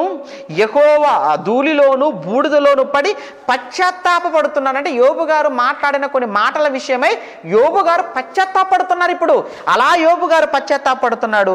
అప్పుడు ఎప్పుడైతే యోబులో పశ్చాత్తాపం వచ్చేసిందో అప్పుడు మరలా దేవుడు యోబుతో ఆ మాటలు పలికిన తర్వాత ఎలీఫజ్ దగ్గరికి వెళ్ళాడు. ఇప్పుడు దేవుడు ఎలీఫజ్తో చెప్తున్నాడు, ఒరే ఎలీఫజు, ఎక్కడ నీ స్నేహితులు, పిలువు, నువ్వు వాళ్ళు, మీరందరూ నా సేవకుడైన యోబు పలికినట్లు మీరు నన్ను గూర్చి యుక్తమైనది పలకలేదు. ఓకేనా? యోబు అన్నాడు, ఏమన్నాడు? అయ్యా మీరు చాలా శక్తి సామర్థ్యం కలిగిన వారయ్యా, అసలు మీరు అనుకున్నది ఏదైనా జరిగిపోతుందయ్యా, మీరు సమస్తమును చేయగలిగిన వారయ్యా, నేను చాలా తప్పు మాట్లాడేశానయ్యా, నేను పశ్చాత్తాపడుతున్నానయ్యా, నేను ధూళినయ్యా, నేను నీచునయ్యా, నేను చాలా అసహ్యం, నా మీద నాకే అసహ్యం వేస్తుందయ్యా అని తను ఒప్పుకున్నాడు. అలా మీరెవరూ మాట్లాడలేదు కదరా, దేవుడు మాట్లాడండి, అలా మీరెవరూ మాట్లాడలేదు కదా, కాబట్టి మీరు ఏం చేయాలి అని అంటే, నా కోపము నీ మీదను, ఎలీఫజు నీ మీదను, నీ ఇద్దరు స్నేహితుల మీదను మండుతుంది, కాబట్టి మీకు ఫైన్ ఏంటంటే మీరు 7 ఎడ్లను 7 పొట్టేలను మీరు తీసుకొని చూడటానికి వచ్చి బుక్ అయిపోయారు వీళ్ళు కదా. చూడటానికి వచ్చిన వాళ్ళు చూసి వెళ్ళిపోతే అయిపోయేది. ఎందుకు ఓవర్ యాక్షన్ చేశారు వీళ్ళు ఇక్కడ? పోనీ ఆదరించే మాటలు చెప్తే అయిపోయేది కదా. నీవు తప్పు చేసావు, నువ్వేదో నేరం చేసావు, నీలో భక్తి ఏదో పొరపాటు అయిపోయిందని వీళ్ళు తప్పు చేశారు, ఆయనను కూడా తప్పులోకి తీసుకెళ్ళడానికి ట్రై చేశారు. ఆఖరికి యోబు గారు తెలుసుకొని దేవుని కోరుకున్నాడు. వీళ్ళు మాత్రం చూసారు ఎలా ఉన్నారు. కాబట్టి చెప్తున్నాడు, ఇగో మీ 7 పొట్టేళ్లను 7 కోడెలను మీరు నా సేవకుడైన యోబు యొద్దకు పోయి నా నిమిత్తం మీరు దహన బలి అర్పించాలి, అప్పుడు నా సేవకుడైన యోబు మీకోసం ఆయన ప్రార్థన చేస్తాడు, అప్పుడు కానీ మీకు క్షమాపణ దొరకరదరా అనగానే వెళ్ళిపోయారండి. వాళ్ళు వెళ్ళిపోయి ఆ యోబు దగ్గరికి వెళ్ళిపోయి అలా బలు ఇచ్చేసరికి అప్పుడు యోబు వారి కోసం యోబు ప్రార్థన చేస్తాడు, దేవుడు వారిని క్షమిస్తాడు. ఇక్కడ గొప్ప విషయం ఏంటంటే చివరికి వచ్చేటప్పటికి యోబును దేవుడు మరలా ఆ రోగాన్ని బాగు చేయటమే కాదు, యోబు ముందు ఎంత పోగొట్టుకున్నాడో అంత రెట్టింపు యోబుకు ఇవ్వటం అనేది మనకి ఇక్కడ కనబడుతుంది. ఓకేనా? అంత రెట్టింపు. మరలా 7 కుమారులు, మరలా 3 కుమార్తెలు. ఆ 3 కుమార్తెల పేర్లు చెప్పాడండి, ఎమీమా, కెజియా, కెరెమ్, హప్పుకు అని చెప్పాడు. నిజంగానండి ఈ 3 ఆ దేశంలో ఉన్నటువంటి స్త్రీలందరికంటే కూడా చాలా అందగత్తెలటండి యోబు గారి కుమార్తెలు. అంత అందగత్తెలట. అంతేకాదు అంత సౌందర్యవంతులు అని రాయబడి, అంత సౌందర్యవంతులు అని వాళ్ళ కోసం రాయబడింది. యోబు గారట 4వ తరం వరకు బ్రతికాడట. 140 సంవత్సరాలు 4వ తరం వరకు దేవుడు అతన్ని బ్రతికించుకున్నాడట. ఇక్కడైతేనండి అంతా కూడా ముగించేస్తాను. చివరిలో చెప్పాలనుకున్న ఒక విషయం ఏంటంటేనండి, యోబు గారి భార్య సంగతి ఏంటండి? యోబు గారి భార్య సంగతి ఏముందండి? యోబు గారి భార్య సంగతి అంటారా? ఇప్పటి వరకు అండి ఎప్పుడు కూడా యోబు గారి భార్య మంచిది కాదండోయ్, యోబు గారి భార్య అట్లండి ఎట్లండి అని అందరూ ఆవిడ ఆరిపోసుకున్న వాళ్ళే కదా. కానీ ఒక రకంగా చెప్పాలంటేనండి యోబు భార్య చెడ్డదని మాత్రం దేవుడు చెప్పలేదండి. షాక్గా ఉందా మరి? అంతే కదా మరి. యోబు భార్య చెడ్డదని యోబు భార్య కోసం దేవుడు ఏమైనా చెప్పాడా? మనం చెడ్డదాన్ని చేసాం, మనం యోబు గారి భార్యని చెడ్డదాన్ని చేసాం. ఎందుకంటే ఆ డైలాగులు అలా ఉన్నాయి అక్కడ స్టార్టింగ్లో, నువ్వు జావరాదు. పాపం ఆవిడ ఎంత కడుపు అంటే ఆవిడ ఏంటంటేనండి నవమాసాలు మోసింది, కన్నది, 10 మంది పిల్లలు ఒక్కసారిగా అలా అయిపోయారు, భర్త పరిస్థితి కూడా అలా అయిపోయింది. సరే ఓకే, ఆ మాటల వరకు తీసుకుంటే అంతవరకు తప్పే కాదంటం లేదు, తప్పే ఆ మాటలు మాట్లాడడం అలా. కానీ ఎందుకంటేనండి చివరికి వచ్చేటప్పటికి అసలు 3 స్నేహితులు ఉన్నారు చూసారా యోబు గారి స్నేహితులు, ఆ 3 స్నేహితుల మీద దేవుడు కోపగించుకున్నాడని చెప్పబడింది. ఆ 3 స్నేహితుల కోపానికి దేవుడు మీరు వెళ్ళి బలివ్వాలి, యోబు మీకోసం ప్రార్థన చేస్తాడు అని దేవుడు చెప్పాడు. కానీ భార్య కోసం మాత్రం ఏం చెప్పలేదండి దేవుడు. భార్య కోసం ఏం చెప్పలేదు. ఎందుకు చెప్పలేదు? ఒకవేళ భార్య ఆ రోజు జరిగినటువంటి సిచ్యువేషన్ని బట్టి ఆ రోజు ఒకవేళ ఆ మాట అన్నా ఆ తర్వాత సరిచేసుకుందా? ఆ తర్వాత సర్దుకుపోయిందా? మరి అన్నట్లుగానే మనం అర్థం చేసుకోవాలి కదండి, అంతే కదా. ఎందుకంటే దేవుడు యోబు గారి భార్య విషయంలోనంటే అసలు ఒక్క మాట అన్నది లేదు ఇక్కడ, ఒక్క మాట కూడా. అక్కడ భార్య చెడ్డది అని అక్కడ ఉన్న డైలాగులను బట్టి మనం చెడ్డ వాళ్ళని చేశాం. కానీ దేవుడు మాత్రం ఇక్కడ చివరికి వచ్చేటప్పటికి ముగింపు ఫైనల్ రిజల్ట్ ఇచ్చేటప్పుడు, ఇప్పుడు యోబు గారి స్నేహితులు 3వ అధ్యాయం నుంచి ఉన్నారు కదా, 3వ అధ్యాయం నుంచి ఉన్నారు కదా వాళ్ళు, 3వ అధ్యాయం నుంచి చివరి 40వ అధ్యాయం, 41వ అధ్యాయం, 42వ అధ్యాయం వరకు ఉన్నారు వాళ్ళు. చివరి వరకు వాళ్ళు మాట్లాడిన మాటలు అన్నిటిని బట్టి ఏయ్ మీరు తప్పు చేశారు అన్నాడు, వాళ్ళ మీద దేవుడు కోపగించుకున్నాడు. కానీ యోబు గారి భార్య మీద మాత్రం దేవుడు కోపం చూపించలేదు. మరి దేవుడే ఆమె మీద కోపం చూపించినప్పుడు మీరెందుకు కోపం చూపుతున్నారు ఆమె మీద? వదిలేరు అతని కోపం ఆమె మీద, ఎందుకు పట్టుకుంటున్నారు ఇంకా? వదిలేద్దామా? మన దేవుడు వదిలేశాడండి, నువ్వేనక నేననగా ఏమాత్రం చెప్పండి. కనుక యోబు గారు మరి మాట్లాడితే చెడ్డది, మాట్లాడితే దుర్మార్గురాలు, దుష్టురాలు ఆపేద్దాం. సరే, అక్కడ వరకు ఆ డైలాగులు అక్కడ మాట్లాడింది కాబట్టి అంతవరకు ఓకే. కానీ ఎప్పటికీ యోబు గారి భార్య అట్లా ఇట్లా అని మాత్రం ఆవిడ మీద లేనిపోని మాట్లాడి చెడ్డగా చూపించి ఆమె మీద ప్రసంగాలు చేసి ఎందుకు రచ్చరచ్చ చేయడం దేవుడే ఆమె గురించి చెప్పలేదు. ఆవిడ మంచిదే, నేను అందుకే దేవుడు మళ్ళీ ఆమెనే ఇచ్చాడు ఆయనకు కదా, మళ్ళీ దేవుడు ఆమెనే ఇచ్చేసాడు, మంచిదే కదా. కనుక యోబు గ్రంథం అంతా కూడా మనకు చెప్పేది ఏంటంటేనండి, నీతిమంతుడికైనా కష్టాలు వస్తాయి, భక్తిపరుడికైనా కష్టాలు వస్తాయి, యథార్థవంతుడికైనా శ్రమలు వస్తాయి. కానీ ఆ శ్రమలు కష్టాలు అవన్నీ వచ్చినప్పుడు అవన్నిటిలో కూడా నువ్వు నిలబడాలి, నువ్వు ఎదుర్కోవాలి. నిన్ను పరీక్షించడానికి, నీ విశ్వాసాన్ని పరీక్షించడానికి, నీ భక్తిని పరీక్షించడానికి, నీ యథార్థతను పరీక్షించడానికే నీకు వచ్చేటువంటి ఆ కష్టాలు శ్రమలో నువ్వు అనుకోవాలి తప్ప, ఆ కష్టాలు శ్రమలలో నువ్వు కానీ ఒకవేళ దేవుణ్ణి దూషించినా, దేవుని అనుమానించినా, దేవుని అవమానపరిచినా నీ భక్తిని పోగొట్టుకున్నవాడు అవుతావు, దేవునికి దూరం అయిపోతావు. కనుక అబ్రహాముకి ఎంత కష్టం వచ్చిందో మనకు తెలియదా? కొడుకును పోగొట్టుకోవాల్సిన ఆ సమయం వచ్చినప్పుడు ఎంత పరీక్ష అబ్రహాముకు దేవుడు పెట్టాడు, యోబుకి ఎంత పరీక్ష పెట్టాడు దేవుడు. భక్తుల్లో ఎంతోమందికి ఎన్నో పరీక్షలు, వాటిలో నెగ్గారు. వాళ్ళందరి కోసం చదువుకుంటున్నావు, వాళ్ళందరి కోసం వింటున్నావు, నీకు ఏది వద్దా? అలానే యోబుకు వచ్చినంత శ్రమ మనకి ఏమైనా వచ్చిందా? అంత శ్రమ దేవుడు మనకు పెడతాడా? ఒకవేళ పెట్టినా తట్టుకోగలిగే స్థితిలోకి నువ్వు రావాలి. ఇదే ఏమండి యోబు గ్రంథం అంతట్లో నుంచి మనం తెలుసుకునేటువంటి విషయం. ఓకే, ఇంతటితో యోబు గ్రంథాన్ని మనం ముగించుకుందాం ప్రియులారా. అయితే ఒక చిన్న ప్రకటన గమనించండి. రిజల్ట్స్ కంటే